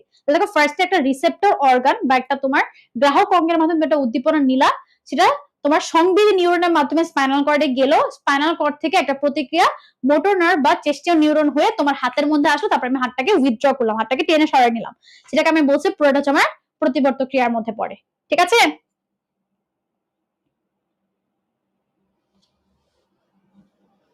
না না না না, এখান থেকে এটা কেন নার্ভ হবে রে বাবা, এটা নার্ভ না। দেখো এটা হচ্ছে তোমার তোমার যেখানে আমার তোমার এক্সনের মধ্যে মাইলিন শীট থাকে না, ওই মাইলিন শীট হচ্ছে তোমার চর্বি জাতীয় পদার্থ, সাদা সাদা থাকে দেখতে, ঠিক আছে? তো যেখানে তোমার এক্সন অনেক বেশি বেশি থাকে সেখানে আমরা হচ্ছে বলি সেটা হোয়াইট ম্যাটার। আর যেখানে তোমার হচ্ছে ওই যে কোষ দেহগুলা বেশি থাকে, ডেনড্রন গুলা বেশি থাকে, সেখানে আমরা বলি হচ্ছে ওটা একটু গ্রে টাইপের কালার, যেটা বলি গ্রে ম্যাটার। তোমার স্পাইনাল কর্ডের ভিতরে এই যে গ্রে ম্যাটার, ভিতরে অংশটার মধ্যে অনেক বেশি কোষ দেহ থাকে, অনেক বেশি ডেনড্রন থাকে, এই জন্য জিনিসটা হচ্ছে তোমার আমরা বলি ভিতরে থাকে গ্রে ম্যাটার। আর বাইরে থাকে হচ্ছে তোমার অনেক বেশি এক্সন থাকে, যে কারণে তোমার মাইলেজের কারণে পুরো সাদা সাদা লাগে, এই জন্য আমরা বলি হোয়াইট ম্যাটার, যেটা ব্রেনের ক্ষেত্রে আমরা উল্টা। ঠিক আছে? আর তুমি যেটা বলছো নার্ভ গুলা, আমাদের এই যে স্পাইনাল নার্ভের এই যে এটা ধরো তোমার স্পাইনাল কর্ডের একটা অংশ কেটে দেখাচ্ছি তোমাকে, এখান থেকে তোমার অনেকগুলা করে করে স্পাইনাল নার্ভ বের হয়। ঠিক আছে? আমরা এটা বলি স্পাইনাল রুট। এগুলো তোমাদের এখন বোঝা লাগবে না, মেডিকেলে যদি ইনশাআল্লাহ আসো, আল্লাহ আপনাদেরকে তৌফিক দিন, তখন আপনাদের হেড নেক কার্টের মধ্যে তখন এগুলো একদম রফা রফা করে পড়তে হবে আর কি, বুঝছো? এগুলো স্পাইনাল নার্ভ না। আচ্ছা, আশা করি আপনাদের জিনিসটা ক্লিয়ার হয়েছে কিভাবে আমাদের প্রতিবর্ত ক্রিয়াটা সংঘটিত হচ্ছে। এখানে দেখো এটাই বলছে, একটা গ্রাহক অঙ্গের মাধ্যমে যায়, একটা অন্তর্বর্তী পাত মানে সে একটা সংবেদী নিউরন নিয়ে গেল, সেখানে একটা কেন্দ্রের মধ্যে, কেন্দ্রটা কোথায় আমাদের স্পাইনাল কর্ডের মধ্যে কেন্দ্র, স্পাইনাল কর্ড থেকে তারপরে আসে হচ্ছে তোমার একটা চেস্টীয় নিউরনের মাধ্যমে হাতে চলে আসছে, এবার হাত থেকে যে প্রভাবিত অঙ্গ, হাতকে সে প্রভাবিত করে হাতটাকে সরায় নিছে। এই 5টা জিনিস এখানে ব্যাখ্যা করা হয়েছে। ঠিক আছে? ঠিক আছে? ওকে, এখন দেখো আমাদের প্রতিবর্তী ক্রিয়ার প্রকারভেদটা। প্রতিবর্তী ক্রিয়াটা কয়েক টাইপের হয়। একটা হচ্ছে তোমার সহজাত, আর একটা অর্জিত, যেটা নিয়ে আমরা একদম শুরু থেকে বলে আসতেছি। একটা হচ্ছে যে তুমি হাতটা সরায় ফেলছো, এটা তোমার সহজাত। আরেকটা হচ্ছে তোমার অর্জিত। অর্জিতটা নিয়েই আমরা মেইনলি এখানে আরো বেশি আলোচনা করবো আর কি। অর্জিতটা করা হচ্ছে বিজ্ঞানী প্যাভলভ একটা পরীক্ষা করে, আগে আমরা সহজাতটা দেখে আসি। দেখো সহজাতের মধ্যে কি আছে, ফার্স্টে সহজাত প্রতিবর্ত ক্রিয়া হচ্ছে 3 টাইপের। একটা হচ্ছে তোমার সুপারফিশিয়াল, একটা ডিপ, একটা ভিসেরাল। নাম দেখে তুমি বুঝতে পারবে। দেখো সুপারফিশিয়াল মানে কি, আমার বডির মানে আমার ত্বকের একদম সুপারফিশিয়াল লেয়ারটা। সুপারফিশিয়াল মানে তুমি যেটা দেখতে পাচ্ছ, এই যে দেখো আমার হাতের পাম, এটা আমার সুপারফিশিয়াল লেয়ার। এখন আমি হাতটাকে কেটে ছিঁড়ে ফেলি, তাহলে তুমি আমার ডিপ মাসেল গুলো দেখতে পারবে। ঠিক আছে? এখন যদি ধরো আমার এখানে শুধু মাসেল, ধরো আমি আমার হার্টের কথা, আমি তোমার চেস্টের কথাই বলি, তখন তুমি আমার যদি ধরো আমি তোমার আমাকে অ্যাবডোমেন দেখাচ্ছি, তুমি আমার বাইরে সুপারফিশিয়াল অবস্থাটা দেখতে পাচ্ছ। এরপরে আমি যখন জাস্ট চামড়াটা ছুলে একটু ইয়া করবো, তখন তুমি আমার ডিপ মাসেল গুলা দেখবা। এখানে আমাদের হচ্ছে রেকটাস অ্যাবডোমিনিস মাসেল থাকে, এই মাসেল গুলো তুমি পরে দেখবা। যখন আমি মাসেলটাকে সরাই দেবো, তখন তুমি আমার কি দেখবা, ভিতরে স্টামাক দেখবা, প্যানক্রিয়াস দেখবা, স্মল ইন্টেস্টাইন, লার্জ ইন্টেস্টাইন সবকিছু দেখবা, মানে আমার ভিসেরাল লেয়ারটা দেখবা আর কি। তাহলে দেখো এই যে উপরিগত সুপারফিশিয়াল প্রতিবর্ত ক্রিয়া কি, যখন ত্বক থেকে উদ্দীপনাটা কি, যখন তোমার ত্বক থেকে উদ্দীপনাটা গৃহীত, আরে ভাই অন, এই যে ত্বক থেকে উদ্দীপনাটা গৃহীত হচ্ছে, এই যে পায়ের তলা যখন আমি তোমাকে সুরসুরি সুরসুরি দিচ্ছি, তখন কি আমি কি তোমার মাংসের ভিতরে হাত ঢুকায় ঢুকে এমন করছি না, আমি তোমাকে জাস্ট পায়ের মধ্যে হালকা ভাবে টাচ করতেছি, তখন তোমার কি হচ্ছে সুরসুরি ফিল হচ্ছে। এটাকে আমি বলতেছি হচ্ছে এই যে সুপারফিশিয়াল প্রতিবর্ত ক্রিয়া। ঠিক আছে? এখন দেখো গভীর বা ডিপ প্রতিবর্ত ক্রিয়ার ক্ষেত্রে কি আছে, যখন আমি তোমাকে বাইরে থেকে কিছু একটা করে আমি তোমার ডিপ কোন একটা স্ট্রাকচারকে আঘাত করতেছি, যেরকম যারা হচ্ছে পার্কিনসন রোগে ভুগে বা যাদের অনেক ধরনের নিউরোলজিক্যাল ডিসঅর্ডার আছে, তাদের ক্ষেত্রে আমরা নি জার্ক টেস্ট করি। নি জার্ক টেস্ট আমি তো এখন ক্যামেরাতে নিচে করতে পারবো না। নি জার্ক টেস্টের মধ্যে কি হয়, ধরো এটা হচ্ছে আমার হাঁটু, সাপোজ এটা হচ্ছে আমার হাঁটু, ঠিক আছে, এটা আমার পা, আমি কিন্তু খারাপ আঁকি না, এখানে বোর্ডের মধ্যে আঁকতে গিয়ে প্যারা হচ্ছে, যাই হোক, তো এটা আমার পা। এখানে এই জায়গার মধ্যে আমার একটা টেন্ডন থাকে, আপনার টেন্ডনের নাম এখনো জানা লাগবে না, ঠিক আছে? এখানে একটা টেন্ডন থাকে, ঠিক আছে? প্যাটেলার টেন্ডন, এখানে আমাদের যেহেতু প্যাটেলা থাকে, প্যাটেলাটা টেন্ডন থাকে। আমরা করি কি, একটা আমাদের একটা ইয়াই আছে হালকা একটা হ্যামারের মতো, অত বেশি ভারী হ্যামার না, এরকম হাতুড়ি, ওরকম হাতুড়ি না, একটা পাতলা হ্যামারের মতো আছে। আমরা হ্যামারটাকে নিয়ে ওর এখানে, ওকে বলে আপনি একটু পাটা ঝুলায় রাখেন, ও পাটা একটু ঝুলায় রাখে, তখন আমরা হ্যামার দিয়ে এখানে আঘাত করি। আঘাত করার ফলে কি হয়, ওর পাটা হালকা কেঁপে ওঠে, ঠিক আছে? এই যে আমি ওর একটা ডিপ স্ট্রাকচারকে বাইরে থেকে আঘাত করেছি, এটাকে আমি বলেছি নি জার্ক টেস্ট। কি বলি এটাকে? নি জার্ক টেস্ট। এটার মাধ্যমে আমি প্রমাণ করি হচ্ছে যে না, ওর ভিতরে নার্ভাস সিস্টেম ঠিকমতো কাজ করতেছে, মানে হচ্ছে ওর ভিতরে স্পাইনাল কর্ড ঠিকমতো কাজ করতেছে। কারণ স্পাইনাল কর্ড যদি কাজ না করতো, যে আমি তো ওখানে যতই বাইরাবাড়ি করতাম, ওর কিন্তু কোনো ধরনের প্রতিক্রিয়া হতো না, ও পাটা নাড়াইতো না, কারণ ওর তো স্পাইনাল কর্ডই কাজ করতেছে না। স্পাইনাল কর্ড কাজ করলে ও যদি ব্যথা পেতো, ও হাত মানে ওর পাটা হালকা করে সরে যেত। যেহেতু স্পাইনাল কর্ড কাজ করতেছে না, তাহলে হচ্ছে এটাই আর কি। তাহলে দেখো, এই যে পা ঝুলিয়ে বসে হাঁটুতে মৃদু আঘাত করলে আমরা হাঁটুতে ঝাঁকুনি দেখি, এটা হচ্ছে আমার ডিপ প্রতিবর্ধকের ডিপ রিফ্লেক্সের উদাহরণ। এটা কি, এই যে লিখে রাখো টেস্টের নামটা, পাশে লিখে রাখো, টেস্টের নামটা হচ্ছে নি জার্ক টেস্ট। যদি মেডিকেল ভর্তি পরীক্ষা দিতে যাচ্ছ, ডাক্তাররা প্রশ্ন করে, নি জার্ক টেস্ট আমাদের জন্য খুবই কমন একটা প্রক্রিয়া। যদি ইনশাআল্লাহ আল্লাহ আপনাদেরকে বাঁচিয়ে রাখে, নেক্সট টাইম যদি আপনার সাথে সেলিব্রেশন দেখা হয়, এরপর তো আপনাদের ক্লাস শুরু হবে, যেরকম এইবারই যারা চান্স পেয়েছে ওদের ক্লাস 17 তারিখ থেকে শুরু। তো প্রথম ফিজিওলজি পড়তে আসলে ফিজিওলজি প্র্যাকটিক্যালের মধ্যে নি জার্ক টেস্ট থাকবে, আর আমি আমার প্রফের অস্পির মধ্যে নি জার্ক টেস্ট দিয়ে আসছি। এরপর দেখো ভিসেরাল প্রতিবর্ত ক্রিয়া। প্রতিবর্ত ক্রিয়া যখন অটোমেটিক হয়, তখন আমাদের এই দেহের ভিসেরা গুলো থেকে এই রিফ্লেক্স আসে। যেরকম দেখো আমার হৃৎপিণ্ড, পাকস্থলী, অন্ত্র, ফুসফুস, এগুলো আমাদের কিছু রিফ্লেক্স ইয়া দেখায়, ঠিক আছে? আশা করি আপনাদের ক্লিয়ার। আমরা চলে যাই সামনের পাতায়। ওকে, হয়ে গেল। আচ্ছা, অর্জিত বা কন্ডিশন রিফ্লেক্সটা আমরা একটু পরে যখন ইয়া পড়বো, প্যাভলভের রিঅ্যাকশন পড়বো, তখন আমরা অর্জিতটা বুঝবো আর কি, যে আমরা একটা জিনিস ওকে মানে প্র্যাকটিস করায় ওর মধ্যে একটা রিফ্লেক্স মেকানিজম আমি তৈরি করেছি। এটা আমরা পরবর্তীতে একটু পরে তোমাদেরকে ডিসকাস করবো। এখন দেখো, সহজাত আচরণ বা সহজাত আচরণ বা ইনস্টিংক্টের মধ্যে এর অনেক বলা হয়ে গেছে, যে রিলিজিং টিলিজিং তোমাদেরকে সব বলা হয়ে গেছে। এখন দেখবো হচ্ছে, এই দেখো ফার্স্ট স্টেপ, বিজ্ঞানী ডারউইন প্রথম এই সহজাত আচরণ নিয়ে গেল। এই যে বিজ্ঞানী ডারউইন সর্বপ্রথম এই ইনস্টিংক্টটা বাস্তব মুখে একটা সংজ্ঞা দেওয়ার চেষ্টা করেন। তিনি বলেন কি, দেখো একটা সামুদ্রিক কচ্ছপকে, ঠিক আছে, একটা সামুদ্রিক কচ্ছপকে তুমি হচ্ছে ওর মাত্র বাচ্চা অবস্থায় আছে, বা ধরো মাত্র ডিম টিম দিছে, তুমি ওকে সমুদ্র থেকে উঠায় এনে সুন্দর করে বিচের মধ্যে রেখে দিছো, যে ভাই দেখি তো তুই এখানে কয়দিন থাকবে, বা ও তুমি বিয়া নিয়ে রাখছো যে ও এখন হচ্ছে বালির মধ্যে থাকবে। বাট ও যখন ডিম ফুটে বের হবে, তখন ওর ফার্স্ট টার্গেট থাকবে আমি কিভাবে দৌড় দিয়ে সমুদ্রের মধ্যে যেতে পারবো, কারণ ওর ইনস্টিংক্ট নেচার এটা, ঠিক আছে? তো আমাদের কে প্রথম সংজ্ঞা চেষ্টা করে দেখবো, অনেক কিছু জেনে বসে তোমরা। তারপরে হচ্ছে দেখো লরেন্স কি বলে। লরেন্স বলে হচ্ছে, ডারউইনের বক্তব্য মেনে নিলে তিনি একটা ভিন্ন মত প্রদর্শন করেন। তিনি বলে হচ্ছে, প্রাণী প্রজাতির আচরণ কতগুলো স্থায়ী বা অ্যাকশন প্যাটার্ন দিয়ে নিয়ন্ত্রিত হয়, ঠিক আছে? এই অ্যাকশন প্যাটার্ন গুলো জেনেটিক্যালি নিয়ন্ত্রিত হতে পারে বা না হতে পারে, সে একটু কমপ্লেক্স ভাবে বলে, আমাদের এত লাগবে না। তাহলে দেখো, ওই যে আমরা প্রথম দিকে ইয়ার কথা বলছিলাম, হেরিংগাল পাখির কথা বলছিলাম, ওই যেখানটা লাল ডট থাকে, যেখানে ঠোকর দিলে ও খাবারটাকে উগলা দিতে বাচ্চাগুলো খেতে পারে।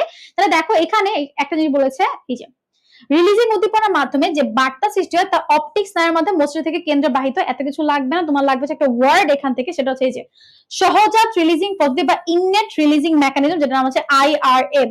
এই IRM এর মাধ্যমে পেশি সংকোচন প্রসারণ হয়, যার ফলে যে যখন সেখানে ঠোকর দিচ্ছে, তখন কি হচ্ছে, তার একটা ইননেট রিলিজিং মেকানিজম রিলিজ হচ্ছে, তখন তার এখানে যে মাসেল গুলো আছে সেগুলা সংকুচিত প্রসারিত হয় এবং সে খাবারটাকে বমি করে ফালাই দিচ্ছে, ঠিক আছে? তাহলে দেখো, এই যে ফলে ছানার ঠোকরের পরে পূর্ণাঙ্গ হেরিংকালের ঠোঁটে অবস্থিত লাল ফোঁটার উপরে পড়ে, এবং এটাই হচ্ছে তোমার স্থায়ী অ্যাকশন প্যাটার্ন, মানে হচ্ছে ফিক্সড অ্যাকশন প্যাটার্ন। যখনই এখানে ঠোকর দিবে, তখনই সে খাবার, তার মাসলগুলো এখানে কন্ট্যাক্ট করা শুরু করবে এবং সে খাবারটাকে বমি করে ফালাই দিবে। তাহলে এটা হচ্ছে তোমার একটা ফিক্সড অ্যাকশন প্যাটার্ন, যে যখনই এখানে হবে তখনই সে কাজটা করবে, এটা। ওকে, আমাদের গেল। এখন আমাদের লাগবে হচ্ছে এই যে ফিক্সড অ্যাকশন প্যাটার্ন আমি বলতেছি, এই ফিক্সড অ্যাকশন প্যাটার্নে কয়েকটা বৈশিষ্ট্য আছে, 5টা বৈশিষ্ট্য আমাদের একদম ঠোঁটস্থ মুখস্থ থাকতে হবে।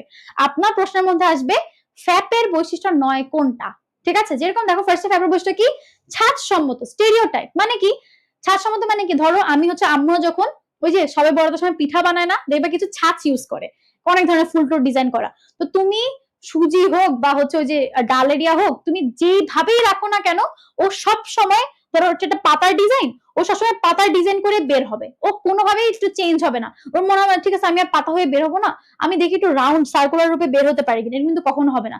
তুমি ওকে যেভাবে দিবে ছাঁচ অনুযায়ী বের হবে। তাহলে দেখো আচরণ সবসময় একই রকম হবে, ঠিক আছে। এরপর দেখো ব্যক্তিগত অভিজ্ঞতা বহির্ভূত, যেহেতু তুমি বলতেছো ইননেট নেচার মানে সহজ আচরণ সেটা মা বাপ থেকে পেয়ে আসছে, তাহলে এটার মধ্যে সে কখনোই তার ব্যক্তিগত কোনো মানে ব্যক্তিগত কোনো অভিজ্ঞতা সেটা কখনোই মানে ইনক্লুড হবে না আর কি। ব্যক্তিগত অভিজ্ঞতা আমাদের অর্জিত বৈশিষ্ট্যের মধ্যে পড়ে যায়। তারপরে দেখো এটা মিস করে 2 নাম্বারটা, সার্বজনীনতা ইউনিভার্সালিটি, মানে কি প্রত্যেকটা পাখির মধ্যে, প্রত্যেকটা হেরিঙ্গল পাখির মধ্যে সেম কোয়ালিটি থাকবে। আমার তোমার মধ্যে এই যে অনেক কাজ করলে ক্ষুধা পায়, এটা আমাদের একটা ইননেট নেচার, এটা প্রত্যেকটা প্রাণীর ক্ষেত্রে, প্রত্যেকটা মানুষের ক্ষেত্রে সত্য। তুমি যখন যে পড়বা তোমার ঘুম পাচ্ছে, এগুলো অনেকের ক্ষেত্রে সত্য, ঠিক আছে। দেখো ব্যালিস্টিকনেসটা ইম্পর্টেন্ট, যে সারা একবার দেওয়া হলেও পরিস্থিতি পরিবর্তন সাপেক্ষেও তা অপরিবর্তিত থাকে। মানে কি মানে হচ্ছে ধরো এই যে একবার ঠোকর দিছে, ও বমি করে দিছে, সারাটা সে একবারই করছে, এখন তুমি যদি সিচুয়েশন চেঞ্জ করে দাও, ওকে যদি ওর ওর বাসস্থান থেকে ধরো ওকে ওর খাঁচা থেকে নিয়ে গিয়ে তুমি অন্য একটা জায়গার মধ্যে রাখছো, তারপরে যদি ওর বাচ্চা এখানে ঠোকর দেয়, তখন সে সেম পরিমাণ সারা দিবে, মানে সেম সারা দিবে আর কি। তাহলে অবস্থার পরিবর্তন তোমার তেমন একটা চেঞ্জ হয় না। আচ্ছা, উদ্দেশ্যের একনিষ্ঠতা, অবশ্যই তাদের একটা টার্গেট থাকে যে আমি এই টার্গেটটার জন্য কাজ করবো। যেরকম ওই যে হেরিঙ্গালের ক্ষেত্রে তার টার্গেট থাকে সে বাচ্চাদেরকে খাওয়াবে, সেই টার্গেট নিয়ে সে কাজ করে। ওকে, তাহলে ফ্যাটের বৈশিষ্ট্যগুলো very very very important, English সহ লাগবে, ঠিক আছে।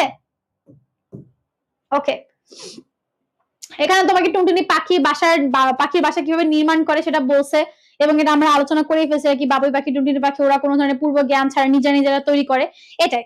এখন দেখো প্রতিবর্তী ক্রিয়া এবং সহজাত আচরণের মধ্যে পার্থক্য, দেখো এটা হচ্ছে লাগবে, একটু রিডিং দিবা, অত বেশি ইম্পর্টেন্ট না, বাট রিডিং দিবা, ঠিক আছে, রিড। আচ্ছা দেখো কি প্রতিবর্তককে তুমি জানো, স্নায়ুরজ্জু দিয়ে স্পাইনাল কর্ড দিয়ে নিয়ন্ত্রিত হচ্ছে, এটা মস্তিষ্ক দিয়ে নিয়ন্ত্রিত, ভেরি ভেরি ইম্পর্টেন্ট, যে সহজাত আচরণ কি দিয়ে নিয়ন্ত্রিত হয়, মস্তিষ্ক দিয়ে নিয়ন্ত্রিত হয়, বাট সেটা কোনো ধরনের বুদ্ধির সাথে রিলেটেড না। আচ্ছা, তারপর হচ্ছে তোমার প্রতিবর্তক ক্রিয়াগুলো সরল প্রকৃতির হয়, ইজিলি তুমি হাত সরাই ফেলছো, এখানে কোনো কমপ্লেক্স মেকানিজম দিয়ে যায় না, কারণ নিয়ন্ত্রণ করতেছে স্পাইনাল কর্ড। যখনই ব্রেন নিয়ন্ত্রণ করে তখনই তোমার অনেক বেশি কমপ্লেক্স মেকানিজম দিয়ে চলে যায়। যেরকম দেখো যে সহজাত আচরণ হচ্ছে জটিল প্রকৃতির এবং আস্তে আস্তে আস্তে আস্তে বিকশিত হয়। ওকে, এটা অনুসারে প্রাণী ইচ্ছা অনুযায়ী নিয়ন্ত্রণ করা যাবে, পরিবর্তন করা যেটা যায় না, এগুলো একটু পড়ে নিবা, ঠিক আছে। আচ্ছা, এখানে আর কিছু নাই। সহজাত আচরণ যাচাই, এটা একটু আছে, সহজাত আচরণ কিভাবে আমরা যাচাই করি, যে ওর মধ্যে প্রত্যেকটার মধ্যে সেম। যেরকম হচ্ছে দেখো পৃথিবীর অতি বিপন্ন একটা পাখি হচ্ছে, এই যে ক্রিটিক্যালি ইন্ডেঞ্জার্ড একটা পাখি হচ্ছে চামচ ঠোঁটি কাদা খোঁচা, খুবই বাংলা নামটা খুবই বিচ্ছিরি, তুমি দেখতে পারো স্পুন বিল স্যান্ড পাইপার, মানে ওর ঠোঁটটা হচ্ছে এরকম এরকম করে, তো দেখে মনে হয় চামচ দিয়ে তুমি কাদা খোঁটালে যেরকম হতো সেরকম আর কি দেখতে। এই জন্য তো দেখো এটা প্রতি বছর নিজ সময় বাংলাদেশের উপকূলীয় দ্বীপাঞ্চলে আহার আশ্রয়ের জন্য দেখো এই যে পরিযায়ী হতে হবে, ঠিক আছে। নিরাপত্তার জন্য সে রাশিয়া থেকে পরিযায়ী চলে আসে, কারণ সে জানে যে রাশিয়ার মধ্যে এখন অনেক ঠান্ডা পড়ছে, এত ঠান্ডার মধ্যে টিকে থাকতে পারবে না, এমনি ওর অর্ধেক প্রজাতি বিলুপ্ত হয়ে গেছে। এই জন্য ওর মধ্যে একটা ইননেট নেচার কাজ করে, ও করে কি যখনই অনেক বেশি ঠান্ডা পড়ে যায় রাশিয়াতে, তখন সে হচ্ছে বাংলাদেশের দক্ষিণ অঞ্চলের দিকে চলে আসে, যে ভাই এখানে একটু তাও ওই জায়গা থেকে ঠান্ডা কম আছে, ওই জায়গাতে একটু গরম আছে আর কি, বুঝছো। আচ্ছা, তারপরে দেখো এখানে আর শীতের পাখি পরিযায়ীটা একটু দেখতে হবে, যে আমাদের শীতকালে তুমি দেখবা যে আমরা সবাই শুনছি আর কি, শীতকালে আমাদের অতিথি পাখি অনেক বেশি আসে। অতিথি পাখি জিনিসটা কি, যে বাইরের দেশে অনেক সময় দেখা যায় ক্লাইমেট অনেক আপ ডাউন হয়, অনেক বেশি ঠান্ডা পড়ছে, এখন এত ঠান্ডার মধ্যে ওই প্রাণীগুলো বেঁচে থাকতে পারতেছে না, তখন তারা কি করে, তারা হচ্ছে উড়ে উড়ে একটু গরম জায়গার মধ্যে যাওয়ার চেষ্টা করে, যেখানে ওরা বেঁচে থাকতে পারবে, ওদের অস্তিত্বটা বিলুপ্ত হয়ে যাবে না, ঠিক আছে। এই কারণে আমাদের অনেক বেশি অতিথি পাখি দেখা যায়। তোমরা যদি শীতকালে জাহাঙ্গীরনগরে যাও, যদি এখন বাংলাদেশের মানুষ এত খারাপ, এরা করছে কি, এরা হচ্ছে অতিথি পাখিগুলোকে শিকার করে, এগুলোকে খেয়ে ফেলে, এই কারণে অতিথি পাখিগুলো এখন অনেক কমে গেছে আসা, ঠিক আছে। কিন্তু তাও আসে আর কি, কিছু কিছু আমি দেখলাম মানুষ একটা আইন জারি করছে অতিথি পাখিকে না মারার জন্য। যাই হোক, দেখো আমাদের লাগবে হচ্ছে এখান থেকে কত শতাংশ, এই যে পলি আর্কটিক অঞ্চলের প্রায় 40% পাখি হচ্ছে প্রজাতি পরিযায়ী, মানে কি পলি আর্কটিক অঞ্চল থেকে প্রায় 40% পাখি এখানে উড়ে উড়ে চলে আসে, ঠিক আছে। এখানে এগুলো এত বেশি ইম্পর্টেন্ট না, জাস্ট কয়েকবার রিডিং দিলেই হবে, এগুলো একদম রিডিং টাইপের পড়াশোনা, বোঝার কিছু নাই। দেখো এই যে স্থানীয় পরিযান কয়েকশো ফুট থেকে 1 থেকে 2 মাইল পর্যন্ত এরা উড়ে উড়ে যেতে পারে, যেমন হিমালয়ান প্যাট্রিস তিতির, এরা হচ্ছে এই যে। তারপরে অন্যদিকে আর্কটিক টার্ন 11,000 মাইল পাড়ি দিয়ে শীতকালে অ্যান্টার্কটিকার উপকূলে গিয়ে বসে থাকে, এগুলোই আর কি, ঠিক আছে। এগুলো রিডিং দিবা, নট দ্যাট মাচ ইম্পর্টেন্ট, বুঝার মধ্যে কিছু না, যে লাইনগুলো দাগানো আছে এগুলো ভালো করে পড়বা। যে গোল্ডেন পোভার পাখি হচ্ছে একদম বিরতিহীন ভাবে কোনো ধরনের কোনো বিরতি দেওয়া হচ্ছে না। নর্মালি পাখিরা দেখা যায় কি একটু উড়ে 5-6 মাইল উড়ে একটু রেস্ট নেয়, রেস্ট নিয়ে হয়তো ধরো আজকে রাতে ওখানে থাকবে, তারপরে গিয়ে আবার উড়ে। কিন্তু এই যে গোল্ডেন বড় পাখি সে একটানা 1400 মাইল পাড়ি দিয়ে সে উঠছে, একদম ওয়ার্ল্ড রেকর্ড করে দক্ষিণ আমেরিকা গিয়ে পৌঁছাইছে। আচ্ছা, পরিযায়ী গুলো এগুলো তোমরা পারবা। বাংলাদেশের যে পরিযায়ী পাখিগুলো এগুলো একটু সংখ্যাটা দেখবা। ফার্স্টে আসে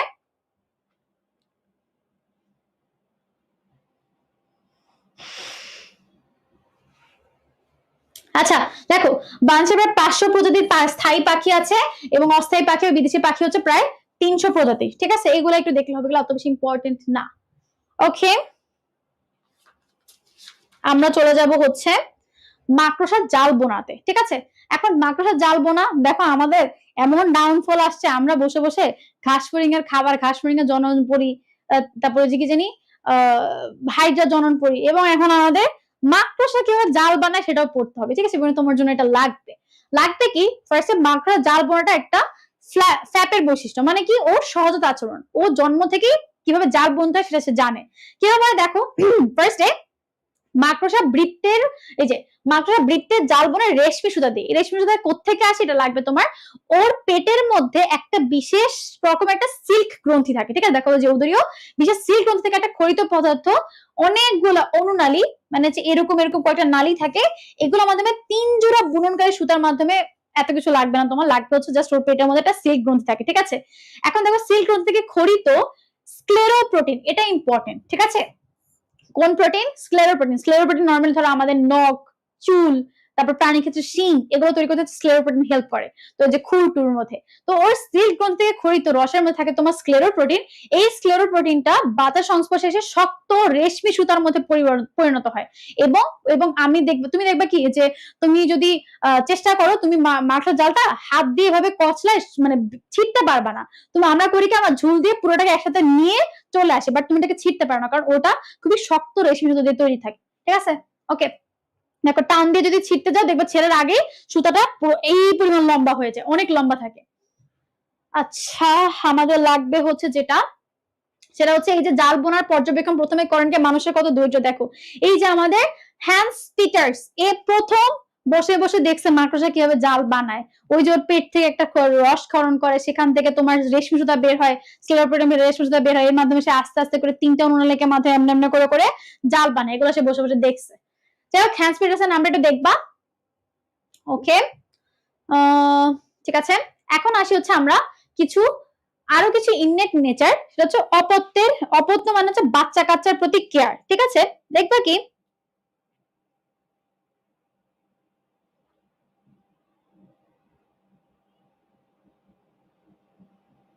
আচ্ছা, বাচ্চা কাচ্চার কেয়ার একটা প্রত্যেকটা মা, প্রত্যেকটা বাবার মধ্যে, মায়ের মধ্যে বেশি আর কি, এই যে বাচ্চা কাচ্চার প্রতি ভালোবাসার নেচারটা থাকে।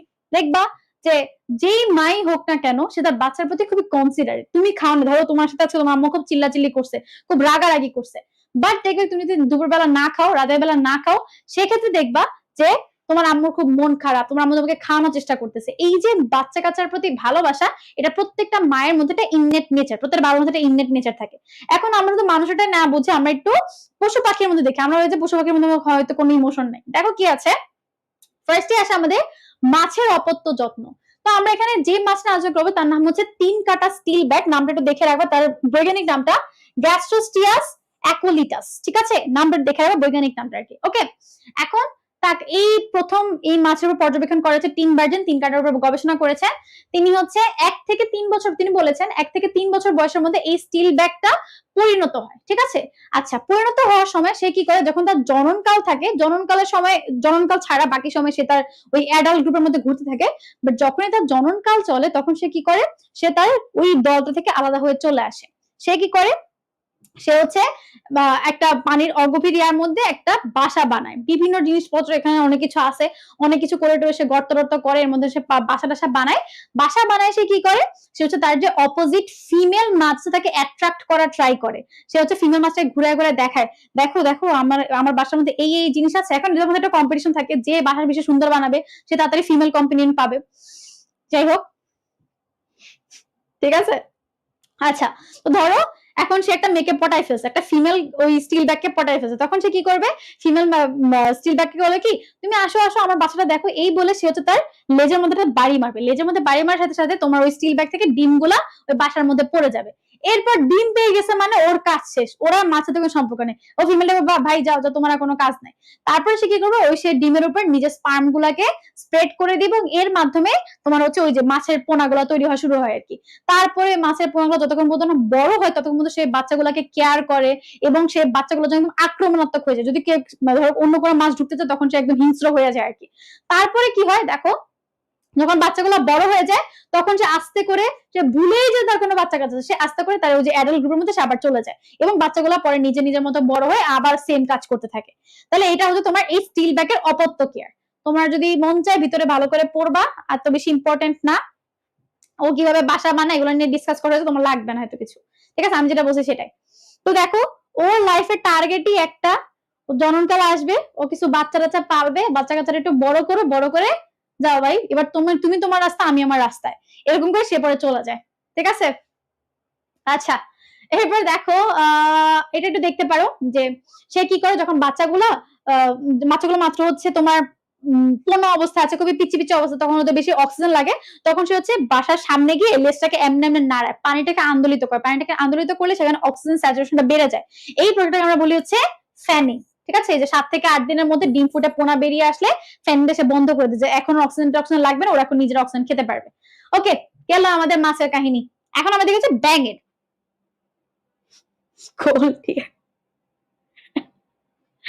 বাড়ি দিয়ে আসলে এখন এগুলো বলে ছেলে সমাজকে উপরে উঠে যাবে, বুঝছো। আসলে মাছটা পুরো গোল্ড ডিগারের মতো আচরণ, গোল্ড ডিগার না, গোল্ড ডিগারের মতো আচরণ করলো না, যে ওই বাড়ি একটু অর্থ সম্পদের লোভ টোভ দেখে ও সুন্দর করে এসে আচ্ছা দেখো এরপর আসে আমরা ব্যাঙের অপত যত্নের মধ্যে। ব্যাঙের অপত যত্নের মধ্যে কি হয় দেখো, এই যে নিচে গ্ল্যাডিয়েটর ব্যাঙ নামে পরিচিত দক্ষিণ আমেরিকার নামটা একটু দেখবা, হিপসিবাস রোজেনবার্জি, এই গেছো ব্যাঙের তোমার অপত যত্নের কথা এখানে আলোচনা করা হয়েছে। কি আছে দেখো, কি করে সে, ফার্স্টে হচ্ছে লেখা, ওকে দেখো কাদা মাটির নির্মাণ করে ভবিষ্যৎ প্রজন্মকে রক্ষা করা অনেক কিছু এখানে আছে। জননকালে পুরুষ ব্যাঙ এমন এক জায়গায় বেছে নেয় যাতে গর্ত খোঁড়াটা সহজ হয় এবং সে রাতারাতি একটা গর্ত তৈরি করে ফেলে, ঠিক আছে, গর্ত তৈরি করে এবং সেখানে সে হচ্ছে বাসা তৈরি করে।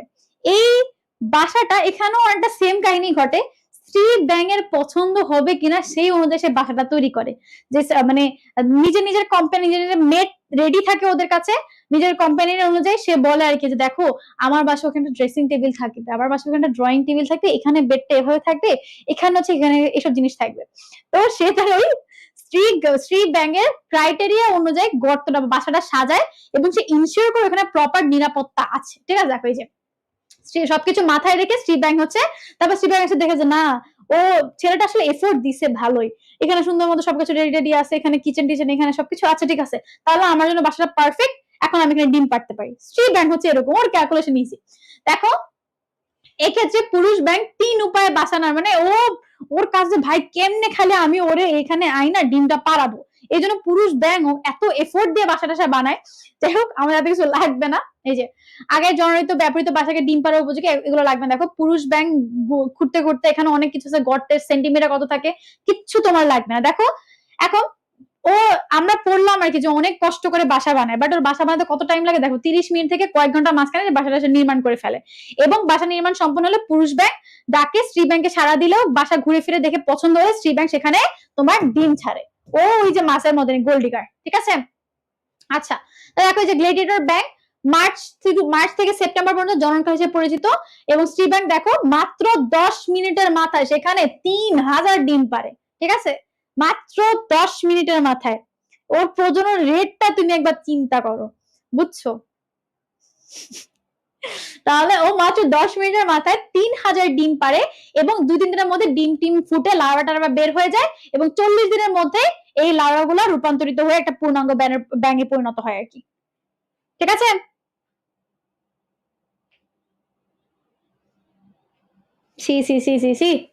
আচ্ছা এখন পাখির অপত্য যত্নটা আমরা একটু দেখবো, আমরা জাস্ট এই 3টা অপত্য যত্ন পড়লে আমাদের মোটামুটি শেষ হয়ে যাচ্ছে।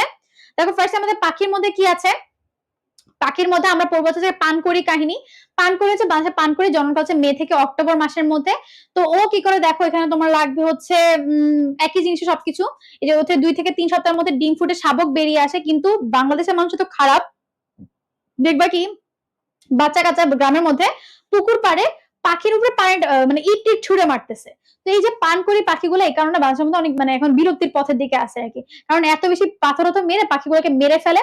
এবং তখনই তোমার ধরো 2টা পাখি মেট করে মাত্র বাচ্চা জন্ম দেওয়ার অবস্থায় করে ডিমের মধ্যে তা দিতেছে, সেই অবস্থায় যদি পাখিটাকে মেরে ফেলা হয় তখন পাখি বাঁচবে না।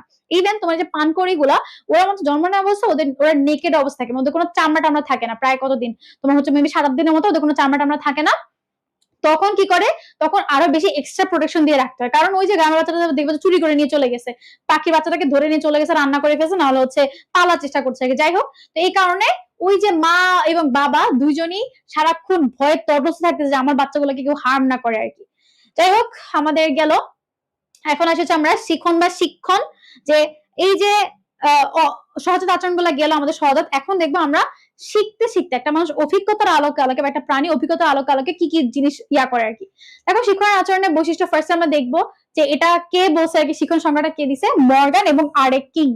আচ্ছা, শিক্ষণ আচরণের বৈশিষ্ট্যগুলো একটু দেখবো। ফার্স্টে কি আছে দেখো, এটা জন্মগত নয় তুমি জানো, বরং অভিজ্ঞতা অনুশীলনের মাধ্যমে তুমি অর্জিত করতেছো। এই যে তুমি পড়াশোনা করতেছো, কথা বলতেছো, এই যে ফেসবুকিং করা শিখছো, মায়ের পেট থেকে ফেসবুকিং করা শিখে আসো নাই, বিভিন্ন মানুষকে দেখে দেখে নিজে প্র্যাকটিস করে করে ফেসবুকিং করা শিখছো, ঠিক আছে।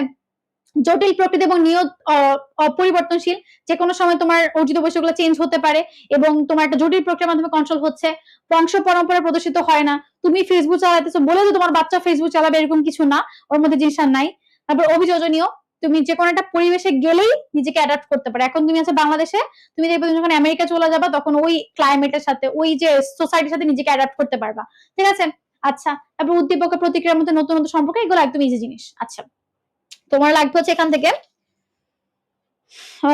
শিখন আচরণের বৈশিষ্ট্য মোটামুটি পড়লে আর কিছু এখান থেকে লাগে না। শিখন একটা জীবনমুখী জীবনব্যাপী প্রচলন, এইগুলোই। অভ্যাসজনিত আচরণ হচ্ছে সরলতম শিখন, এগুলো আর কিছু লাগবে না। আচ্ছা দেখো, শিখনের কয়েকটা তোমার আছে। একটা হচ্ছে আমার অভ্যাসজনিত শিখন, যেটা হচ্ছে আমরা কয়েকটা জিনিস করতে করতে করতে করতে আমাদের অভ্যাস হয়েছে, অভ্যাসের মাধ্যমে শিখি। নেক্সট আছে আমাদের অনুকরণজনিত শিখন, মানে কি একটা বাচ্চা বা একটা বানর দেখবা কি, বানর মানুষকে খুব কপি করে। তুমি যদি ওর সামনে কলা খুলে খাও, তোমার সামনে কলা খুলে খাবে, তুমি যদি ওর সামনে হ্যাট পরো হ্যাট পরবে। সেরকম একটা মানুষের বাচ্চা অনুকরণ করতে করতে শিখে। ও যখন মাত্র ছোট ছোট একটা বাচ্চা মাত্র হাঁটাটা শিখছে, ও মাত্র বুঝতে শুরু করছে, তখন দেখবা তুমি যেভাবে কথা বলো, তুমি যেভাবে কাজ করো, ধরো তুমি পড়তে পড়তে বিরক্ত লাগতেছে, তখন তোমার বাচ্চা ওই বাচ্চাটা দেখবা সেও এরকম করছে, বইটা দেখে ও তো কিছু বুঝবে না তোমার কি হচ্ছে, তখন দেখবে সেরকম মাথাটা ইয়া করছে। বা দেখবে কি তুমি পড়তে পড়তে টেবিলের মধ্যে ঘুমায় গেছো, বা তুমি পড়তে পড়তে ফোন চালাচ্ছ, তখন দেখবা ওর মধ্যে জিনিসটা ডেভেলপ হয়ে যাবে। ওভাবে কি এইভাবে মানে কাজ করতে হয়, পড়ার মাঝখানে ফোনটা হাতে নিয়ে গুতাগুতি করতে হয়, ওর মধ্যে জিনিসটা চলে আসবে, ঠিক আছে। আচ্ছা, তো এই যে সার্কাসের প্রশ্ন, সেখানে অনেক কিছু বলা হয়েছে। দেখো যেরকম দেখো অনুকরণ জিনিসটা কি, দেখো অনেক ক্ষেত্রে বাচ্চারা না খুব মানে শাবকগুলা মায়ের খুব গন্ধ করে। এখন ধরো আমি একটা বাচ্চা, মানুষের ক্ষেত্রে উদাহরণ দিই, আমি একটা বাচ্চা ডেলিভারি হয়েছে, ওই ডেলিভারি হওয়ার পর আমি ওকে একবারও মায়ের কাছে দেই নাই, ওর মায়ের কাছে ওকে আমি দেই নাই, আমি জাস্ট ওকে বের করার পরপরই অন্য একজনকে হ্যান্ড ওভার করে দিয়ে দিয়েছি। তখন যদি ধরো অন্য একজনই ওকে বড় টড়ো করে, ও কোনোদিন বুঝবেই না যে এটা ওর মা না অন্য একজন ওর মা। কারণ প্রত্যেকটা বাচ্চাকে দেখবা যখন জন্ম হয় তখন ওকে মায়ের পাশে রাখা হয়। কেন ওকে ওর মায়ের কাছে দেওয়া, মায়ের পাশে শোয়ানো হয়, যাতে ওর মায়ের স্মেলটাও নিতে পারে। কারণ একটা বাচ্চার কাছে তখন সবচেয়ে আপনজন থাকে ওর মা, এবং ও ওর মায়ের স্মেলটা নিলে ও বুঝবে যে পরিচিত ওর মা, এবং তখন তার থেকে মানে দেখবা যে সবার কাছে কান্নাকাটি করছে, মায়ের কাছে যেটা চুপ হয়ে যাচ্ছে, কারণ সেটা গন্ধটা চিনে। তো শাবক দেখে এটা নর্মালি আমরা এটা নোটিস করি আর কি।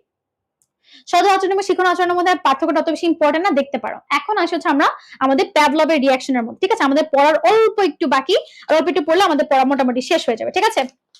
আপনারা আরেকটু ধৈর্য ধরেন, আর এই প্যাভলভ তারপর মৌমাছিরা পড়লে আমাদের পড়া শেষ, ওকে।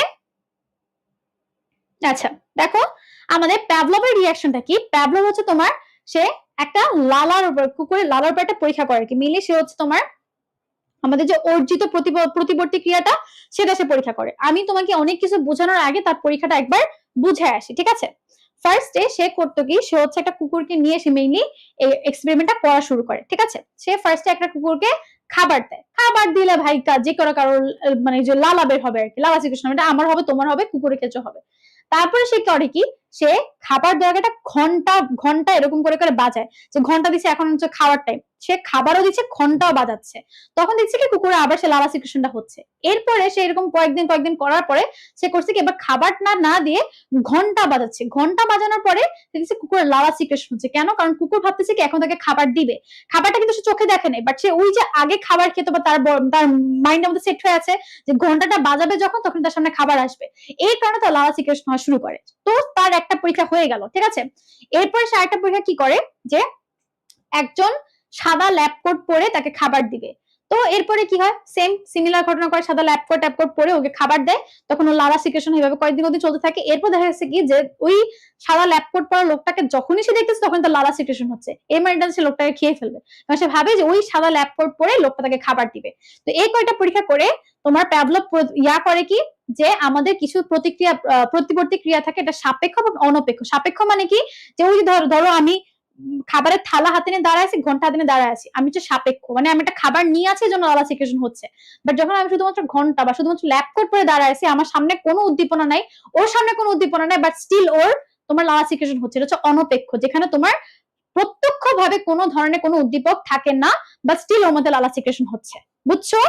আশা করি ক্লিয়ার। এর থেকে আর কিছু বোঝার এখানে নাই।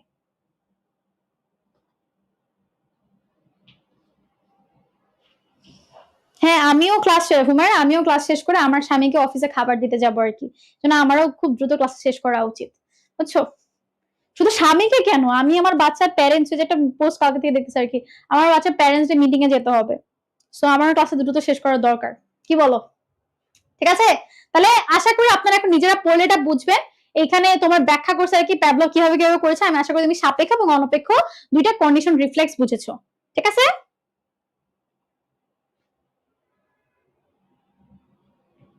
হ্যাঁ। খাবার দেখলে কুকুর লালা পরে কি, তুমি ফার্স্ট ওকে একবার খাওয়াইছো, তুমি একবার খাওয়ানোর পরে বুঝছে আচ্ছা এটা টেস্ট হচ্ছে মিটের মতো, এটা খাইলে মজা। ঠিক আছে, যেরকম ধরো আমার বিড়ালটাকে যে আমি আনছি, রিওকে কালকে হচ্ছে একটা ট্রিট এনে দিছি আর কি। তো ফার্স্টে খাবে না, যখন ও খাবারটা খাইছে এবার ওর তো সেই মজা লাগছে। এবার খাবারটা দেখে এখন হয়েছে কি, আমার ওর জন্য দুইটা প্যাকেট আছে টেস্ট করার জন্য। এখন ও প্যাকেটটাকে দেখে ও মেয়াও মেয়াও করে ডেকে পায়ের কাছে বসে থাকে, ওভাবে প্যাকেটের মধ্যে খাবার আছে। ইভেন আগে ও মাত্র আমার কাছে আসে 2-3 দিনই হয়েছে, সো ও আমাকেও চিনে না। আস্তে আস্তে যখন দেখতেছে যে এই বান্দা ওরে খাওয়াইতেছে, ওর মানে রাতে 2টা-3টার মধ্যে ওর সাথে বসে আছে, তখন এখন আমাকে চিনা শুরু করছে। এখন দেখা যাচ্ছে কি, যে আমাকে দেখলেও ভাবে যে আমি খাবার দিচ্ছি। এই ব্যাপারগুলো হচ্ছে ওর আনকন্ডিশনাল রিফ্লেক্সের মধ্যে পড়ে। ঠিক আছে, আশা করি আপনারা বুঝছেন, এখন নিজেরা পড়বেন একটু। আচ্ছা, এখন হচ্ছে সামাজিক আচরণ। যেরকম দেখো তোমাদের ম্যাক্সিমাম বাবারা তোমাদেরকে বলে তোমরা তো সামাজিক না, ওই যে সমাজের মধ্যে গিয়ে কথা বলতে পারো না, 10টা মানুষের সাথে মিশতে পারো না, এরকম ম্যাক্সিমাম বাবা বলে। আমার বাপি আমার অ্যান্টি সোশ্যাল ডাকে, আমি নাকি সমাজের মধ্যে কথা বলতে পারি না, এরকম। তো যাই হোক, আমাদের কিছু প্রাণীরা এই যে সামাজিক আচরণ দেখায়, মানে কি, ওরা পরিবেশের সবার সাথে মিলিয়ে মিশে একটা মিথজীবিতার মধ্যে একটা সহযোগিতা সহমর্মিতার সম্পর্ক তৈরি করে বেঁচে আছে। তো এখানে তোমার কয়েকটা এবং কিছু কিছু প্রাণী আছে পরোপকারিতা। ঠিক আছে, এই যে অ্যালট্রুইজম বা পরস্পরের প্রতি কোনো সহমর্মিতা নাই, পরার্থপর দেখে নিজের সেলফিশনেসটা আগে দেখে আর কি। তো দেখো কি বলছে আর কি, পরস্পরের সহমর্মিতা আছে। এখন আমরা একটা এক্সাম্পল দেখি এই অ্যালট্রুইজমের এক্সাম্পল করে। আগে আমরা দেখি অ্যালট্রুইজমটা প্রথম কে ওয়ার্ডটা ব্যবহার করে। দেখো ফরাসি দার্শনিক অগাস্ট কমটি, সে 1851 সালে সর্বপ্রথম এই অ্যালট্রুইজম শব্দটা ইউজ করে।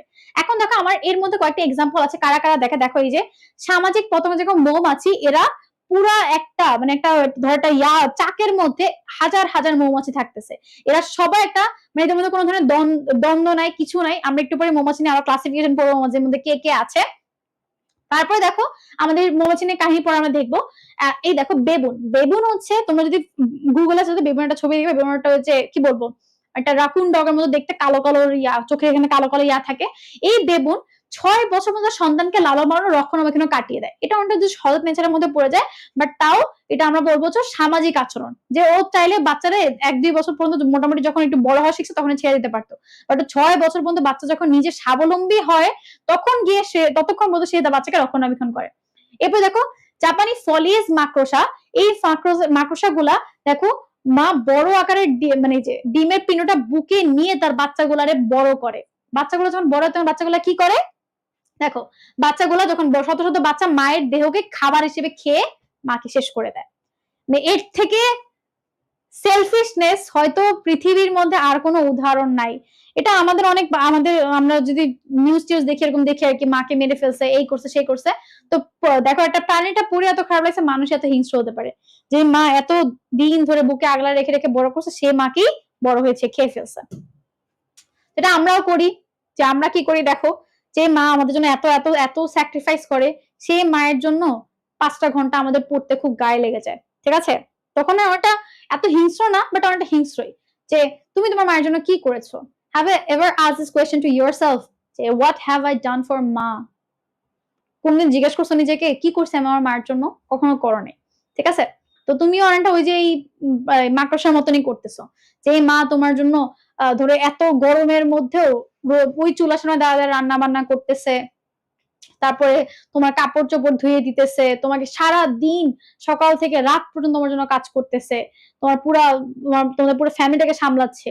সেই মায়ের জন্য একটু স্যাক্রিফাইস আপনারা করতে পারেন না? সেই মায়ের জন্য একটু কষ্ট আপনারা করতে পারেন না? আপনাদের পড়তে বসলে ঘুম পায়, পড়তে ভাল লাগে না, মোটিভেশন পাচ্ছি না, কান্না পাচ্ছি না, আপনার মায়ের থেকে বড় মোটিভেশন আপনার জন্য আর কে বলেন তো? দেখো এই যে এখন আজকে একটু গ্লুমি ওয়েদার, একটু বৃষ্টি বৃষ্টি ওয়েদার, তোমার আমার সবারই খুব ঘুম আসতেছে, আপু এই ওয়েদারে কেউ পড়াশোনা করে? তোমার মা এই ওয়েদারে না ঘুমিয়ে তোমার জন্য রান্না বান্না করতেছে, তুমি যাতে একটু ভালো থাকো, তোমার যাতে একটু ভালো মন্দ খেতে পারো, সেই জন্য তোমার মা কষ্ট করতেছে। আর আমরা সেই মায়ের জন্য একটু কষ্ট করতে রাজি না। তো আমরাও তো সেই মাকড়সার দলেই পড়লাম, আমরা তো সেই সেলফিশ মাকড়সার মতনই হয়ে পড়লাম, তাই না? যতবারই মনে হবে যে বডি দিচ্ছে না, পরিশ্রম করতে পারছি না, চেষ্টা আর হচ্ছে না, আর কত পড়বো, কি করব, মানে বডি গিভ আপ করে, জাস্ট লুক এট ইউর মা। সেই ধরো তোমার বাবা সংসারে আসার পর থেকে খেটেই যাচ্ছে, নিজের দিকেও তাকায় না, তোমার জন্য কষ্ট করতেছে। একবার নিজেকে প্রশ্ন করে এই মায়ের জন্য আমি কি করেছি? আমরা যখন ইভেন যখন আমরা মেডিকেলে সেলিব্রেশন করি তখন এরকম হয় না, লাস্ট যখন গ্র্যান্ড সেলিব্রেশন করি ডেন্টালে, বিশেষ করে না আমার জন্য খুব ইমোশনাল একটা মুভমেন্ট ছিল।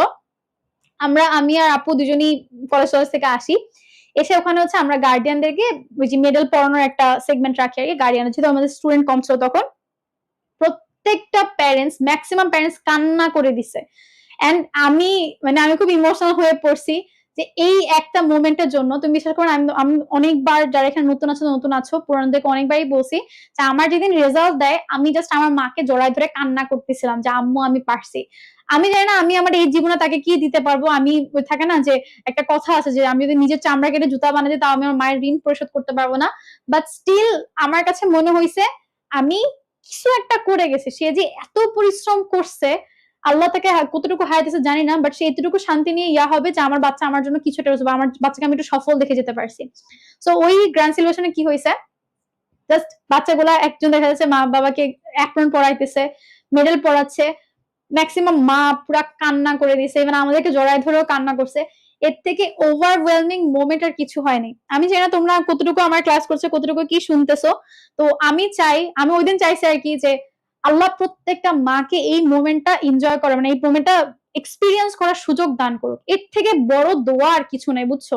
আমি তোমাদের জন্য এর থেকে, তুমি কোথায় কি চান্স পাবো আমি জানি না, বাট আমি শুধু চাই তোমাদের মা গুলা যারা দিন সকাল থেকে শুরু করে রাত পর্যন্ত এই অক্লান্ত পরিশ্রম গুলা করতেছে, আল্লাহ তাদেরকে ওই মুহূর্তটুকু এক্সপিরিয়েন্স করার সুযোগ দান করুন। তোমাদের জন্য আমার কোনো দোয়া নাই, আমার দোয়া খালি তোমাদের মাদের জন্য, যারা এই পরিশ্রমটুকু তোমাদের জন্য করতেছে। এই যে এত টাকা দিয়ে কোর্স কিনছো, টাকা পয়সা সবকিছু তোমাদের মা বাবা ম্যানেজ করে দিতেছে, খাওয়া দাওয়া সবকিছু, যে ক্লাস করতেছো, ইন্টারনেট থেকে শুরু করে ডিভাইস পর্যন্ত সবকিছু প্যারেন্টস এ প্রোভাইড করা। সেই প্যারেন্টস কে যাতে আমরা জড়িয়ে ধরতে পারি গ্র্যান্ড সেলিব্রেশন, যে আন্টি আপনার মেয়ে পেরেছে, আন্টি আপনার ছেলে পেরেছে, এইটুকু তৌফিক যাতে আল্লাহ আমাদেরকে দান করেন, তোমার বাবা মাকে দান করেন, আমাদের শুধু সেই দোয়া, বুঝছো? যাই হোক, ইনশাআল্লাহ আল্লাহ তোমাদেরকে কবুল করুন, আমাদেরকেও কবুল করুন, সেই মুহূর্ত দেখার জন্যই কবুল করুন আর কি। এত কষ্ট, এত ত্যাগ, আল্লাহ যাতে সবারটা কবুল করুন ইনশাআল্লাহ, বুঝছো?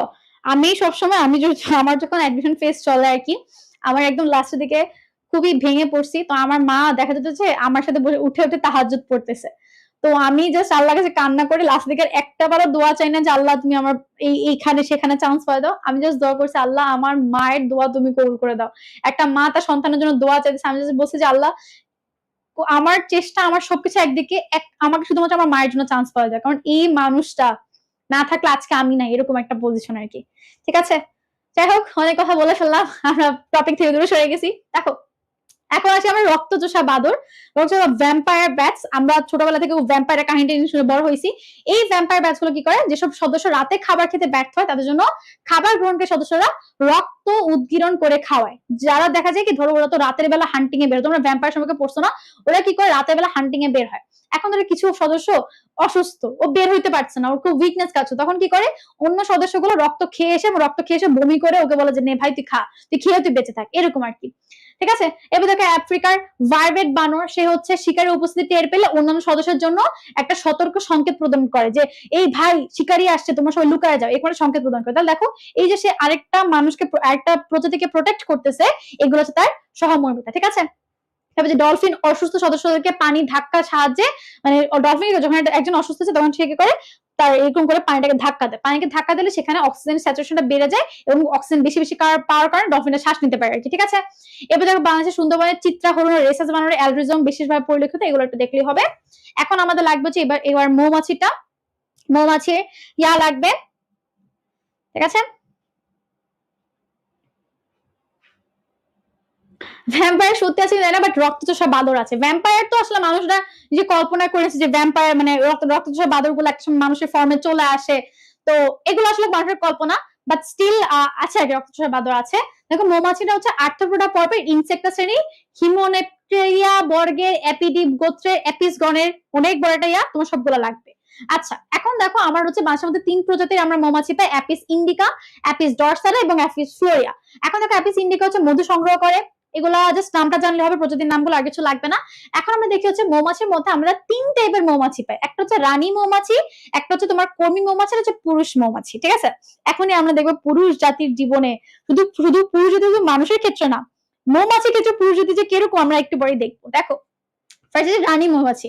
রানী মৌমাছি কি, রানী মৌমাছির কাজ হচ্ছে ডিম পাড়া।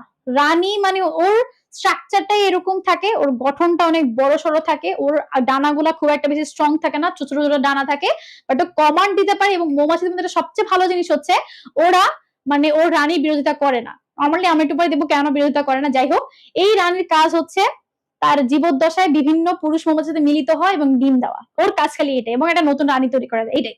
দেখো মৌমাছি মাতৃতান্ত্রিক সমাজ ব্যবস্থা, রানী সমাজের মধ্যমণি, ওর পা মজবুত, উদরটা মানে পেটটা অনেক লম্বা থাকে, কারণ ওর অনেক অনেক ডিম দিতে হবে, উদরের শেষ ভাগে ক্রমশ সরু হয়ে যায়। যাই হোক, ওর কোনো লালার মধ্যে থাকে না, এটা ভেরি ভেরি ইম্পর্টেন্ট। ওর হুলে কোনো বার্ব থাকে না, এই জন্য তোমাকে কখনো মৌমাছি কামড় দিয়ে বুঝবে সেটা কোনো রানী মৌমাছি কামড় দেয় না, কামড় দিচ্ছে তোমার কর্মী মৌমাছি। ঠিক আছে।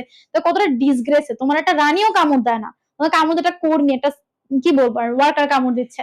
যাই হোক, দেখো হুলে বার্ব না থাকে, এরা বারবার হুল ফুটাতে পারে, বাট সেটা হচ্ছে হুল ফুটাতে পারে, বাট সেটা তোমার জন্য ক্ষতিকর না, বুঝছো, সেটা তোমাকে জন্য ক্ষতিকর না, কোন বিষ থাকে না ওদের হুলের মধ্যে। আচ্ছা দেখো, সঙ্গমের পর রানী দিনে প্রায় 1500 থেকে 2000 পর্যন্ত ডিম পাড়তে পারে। ঠিক আছে। তাহলে আমরা একটু পরে দেখবো জীবদ্দশা সে অনেকগুলা পুরুষ মৌমাছির সাথে মিলিত হয়, এবং একবার মিলিত হওয়ার পরে সে দিনে প্রায় 1.5 থেকে 2000 পর্যন্ত ডিম পারে। ঠিক আছে। ঠিক আছে। আচ্ছা দেখো, ডিম নিষিক্তকরণটা সম্পূর্ণ রানীর নিয়ন্ত্রণাধীন। রানী যদি মন চায় সে ডিমটাকে বের করবে, রানী যদি মন চায় না আমি আমার পেটের মধ্যে ধরে রাখবো, রানী সেটা রাখতে পারে। ঠিক আছে। আচ্ছা ওকে, ঠিক আছে। এখন দেখো কিছু কর্মী পুরুষ মৌমাছি অন্যত্র গমন করে।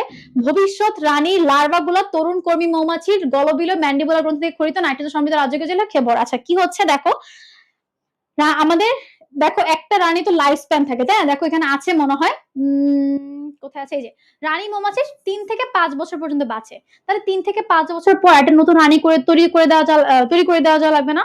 এই জন্য সে কি করে, দেখো রানী মৌমাছি গুলা ওর লার্ভা গুলা ফুটিয়ে নতুন রানী গুলা তৈরি করার প্রস্তুতির দিকে যায়। এখন নতুন রানী কি হবে, যার গঠন যে আগের রানীর মতন হবে, পেটটা লম্বা হবে, তারপর হচ্ছে ডানাগুলা একটু ছোট ছোট থাকবে, পা গুলা মজবুত থাকবে, এরকম হবে তোমার রানী মৌমাছি।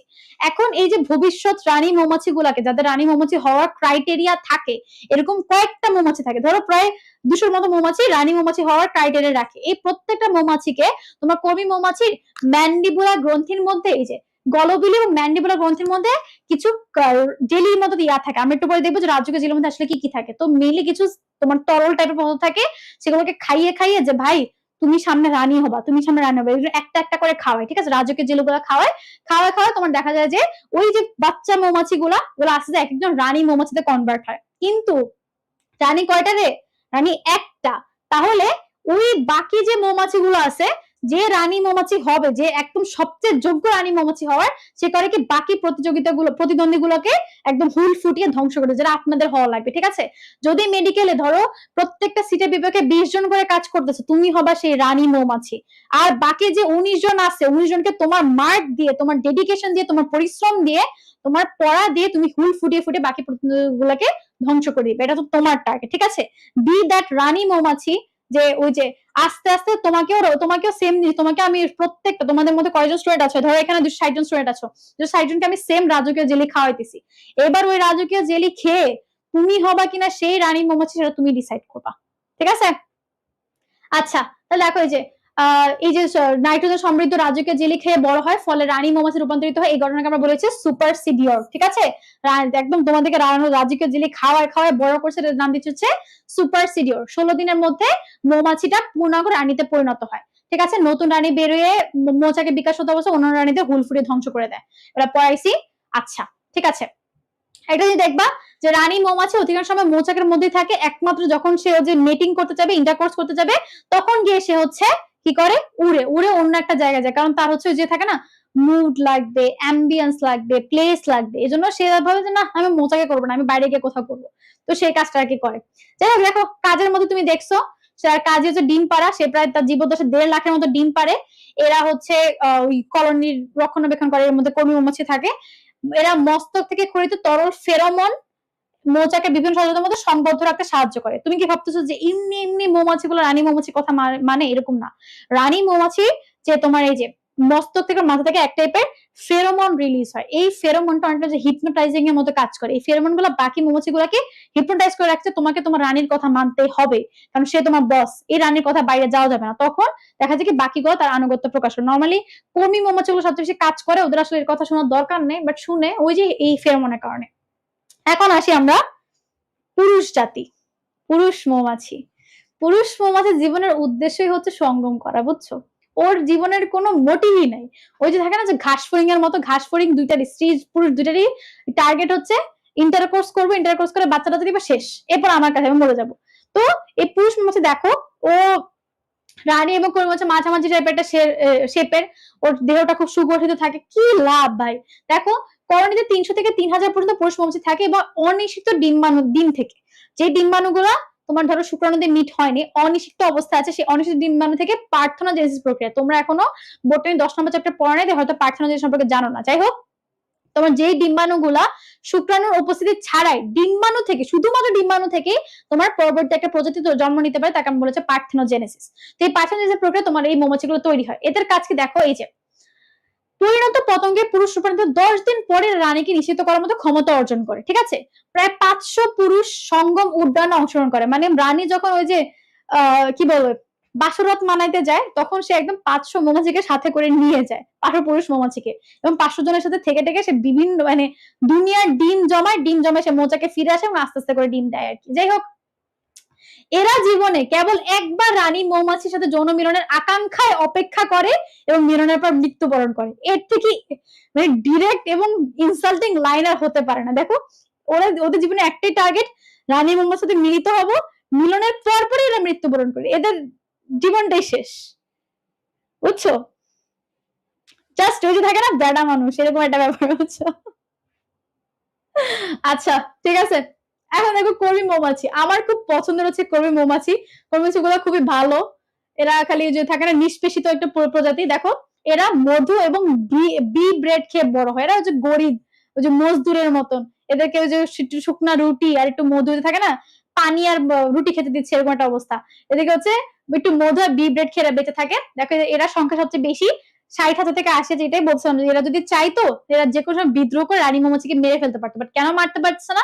ওই রানী মৌমাছি ফেরোমন রিলিজ করে এদেরকে হিপনোটাইজ করে রাখে। যাই হোক, দেখো এরা কি করে, এদের ডানা দুটো অনেক বড় এবং খুবই দ্রুত সঞ্চালিত করতে পারে। পায়ে পরাগ সংগ্রহের জন্য, পরাগ মানে তোমার ওই যে পোলেন যে থাকে তোমার ফুলটোলের মধ্যে, এই পোলেন সংগ্রহের জন্য পরাগ ঝুড়ি থাকে, কিছু রেণু চিরুনি থাকে, যার মাধ্যমে তারা ধরে ধরে পরাগটাকে নেয়। যাই হোক, তারপর দেখো এর উদরের মানে এর পেটের সামনের দিকে হচ্ছে তোমার কি থাকে, মোম গ্রন্থি ও ভ্যাক্স গ্ল্যান্ড থাকে। এর শেষ ভাগে থাকে হুল, মস্তকে থাকে একটা দীর্ঘ প্রবসিস। এদের আয়ুষ্কাল গড় থেকে 50 দিন। এগুলো একটু দেখবে আর কি। এদের কাজ হচ্ছে এরা হচ্ছে যে বলো না, এরা হচ্ছে মজদুরের মতো, এরা তোমার মৌচাক তৈরি করেছে, রানী মৌমাছি সেবা টেবা করতেছে, এগুলাই এদের কাজ, এদের বাচ্চা কাচ্চা পালন করা, মজদুর যা হয় আর কি। যাই হোক, এখন তোমার হচ্ছে এই দুইটার মধ্যে, এই তিনটার মধ্যে পার্থক্যটা একটু পড়বা, ইজি, জাস্ট একটু দেখবা কে কত বছর বাঁচে। রানী মৌমাছি প্রায় 3 থেকে 5 বছর বাঁচে, আর তুমি জানো পুরুষ মৌমাছি জীবনের টার্গেটই একটা 50 থেকে 60 দিন বাঁচে, আর কর্মী মৌমাছি 50 দিনের মতো বাঁচে, ঠিক আছে।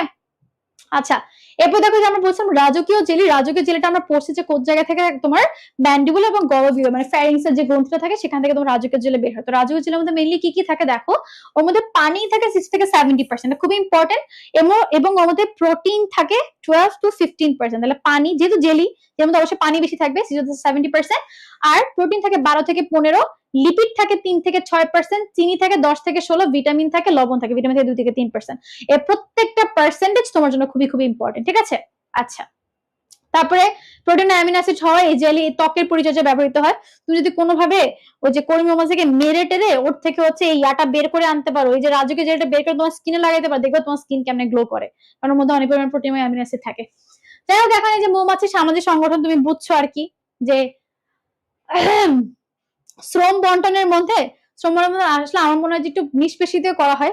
রানী মৌমাছি কোনো কাজ, রানী মৌমাছি খালি ওই যে কর্মী মৌমাছি বেশি বেশি করে তৈরি করে দেয়, মেইনলি যা কাজ সব করা হচ্ছে কর্মী মৌমাছি, এখানে তোমার এটাই আছে। যাই হোক, দেখো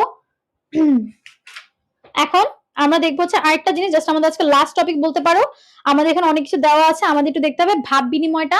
মানে হচ্ছে ধরো একটা মৌমাছি আরেকটা মৌমাছিকে কিভাবে সিগন্যাল দিবে যে ভাই আমি এখানে আছি, তুমি এখানে আসো, বা আমাদের এখানে একটু মধুরোধ আছে, এখানে পড়া আছে, তোমার পড়াটা কালেক্ট করে, সেটা কিভাবে করে দেখো, ওরা হচ্ছে নাচানাচির মাধ্যমে। দেখো মৌমাছিরা একটু গুঞ্জনের মধ্যে দিয়ে পরস্পরের মধ্যে ভাব বিনিময় করে, বা তোমার নৃত্যের মাধ্যমে। এখন এগুলো একটু দেখা লাগবে। মৌমাছি নৃত্য কেমন বলি, মৌমাছির ভাষা, এটা কে আবিষ্কার করে, এই যে প্রথম আলোকপাত করে হচ্ছে কার্ল ফন ফ্রিস, ঠিক আছে। মৌমাছি নৃত্য দুই টাইপের, একটা হচ্ছে তার ওয়াগল নৃত্য, হচ্ছে চক্রাকার রাউন্ডে। এই যে ছবিটা দেখে আসো, দেখছো, একটা হচ্ছে রাউন্ডে নাচতে নাচতে যায়, একটা হচ্ছে ওয়াগল, অনেকটা যে প্রজাপতি শেপের একটা নৃত্য, ঠিক আছে।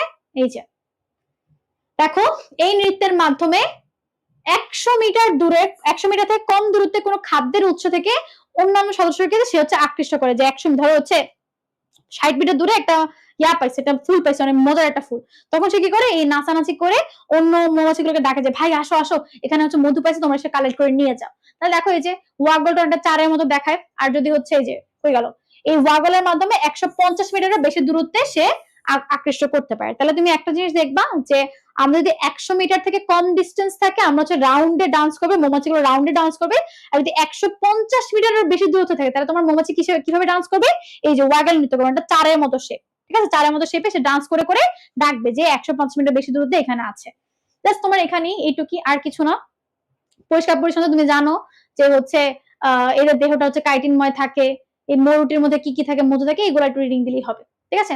এখন যে সোয়ার্মিং, সোয়ার্মিং জিনিসটা হচ্ছে কি, যে অনেক সময় দেখা যায় যে তোমার একটা মৌমাছির চাকের মধ্যে ওদের থাকা হচ্ছে না, ধরো কোনো কারণে ওরা হচ্ছে জায়গাটা চেঞ্জ করবে, তখন কি করে এক ঝাঁক মৌমাছি মিলে, ওরা সবাই মিলে একসাথে গিয়ে আরেকটা জায়গায় ওই মৌচাকটা তৈরি করার কাজে চলে যায়।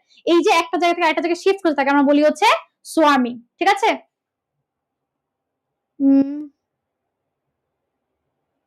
এবং সোয়ার্মিংটা মেইনলি করে হচ্ছে রানী মৌমাছি, যে পুরুষ মৌমাছির সাথে মিট করার জন্য গিয়ে সোয়ার্মিং করে, এগুলাই। আচ্ছা, শেষ আমাদের এই চ্যাপ্টার থেকে পড়াশোনা শেষ। বাবা, শেষ পর্যন্ত এত মানুষ ক্লাস করছো, সেই। তাহলে আমাদের ক্লাস আজকে শেষ। ছেলে মৌমাছিদের করুণ জীবন এবং হচ্ছে নাচানাচি দিয়ে আমাদের ক্লাস আজকে শেষ হলো। ক্লাসটা কেমন লেগেছে অবশ্যই অবশ্যই জানাবে। আমার গোল্ড ডিগার্স এর প্রথম বায়োলজি ক্লাস, মানে তোমাদের এতদিন অনুশীলনী এক্সটেন্ড ফর ক্লাস দিতাম, বাট আজকে মেইন বায়োলজি ক্লাস নিলাম। অবশ্যই জানাবে ক্লাস কেমন লেগেছে। সবার জন্য অনেক অনেক দোয়া এবং শুভকামনা রইলো। আমরাও যাতে ওই কি বলে রানী মৌমাছি হতে পারি, সে রানী মৌমাছি হওয়ার জন্য দোয়া রয়ে গেল, ঠিক আছে। হ্যাঁ, 2 ঘন্টা আগে ক্লাস শেষ করছে। ওই যে হুমায়রা যেরকম স্বামীকে অফিসে কি দিতে যাবে, আমিও হচ্ছে আমার বাচ্চার প্যারেন্টস ডে মিটিং এ যাবো। আচ্ছা, তাহলে বাচ্চারা ক্লাস এই পর্যন্তই, আসি। আল্লাহ হাফেজ, আসসালামু আলাইকুম। আচ্ছা, ও হ্যাঁ, অ্যাডভান্স ঈদ মোবারক দিও না, তোমাদের সাথে আজকে আমরা আবার জিকে ক্লাস আছে, আজকে সন্ধ্যাবেলা আমাদের ইন্টারন্যাশনাল ক্লাস আছে। তো ঈদের আগে তোমাদের শেষ বায়োলজি ক্লাস, সবার জন্য অনেক অনেক দোয়া রইলো, ঈদের মধ্যে পড়াশোনা করবা, ঠিক আছে। আল্লাহ হাফেজ।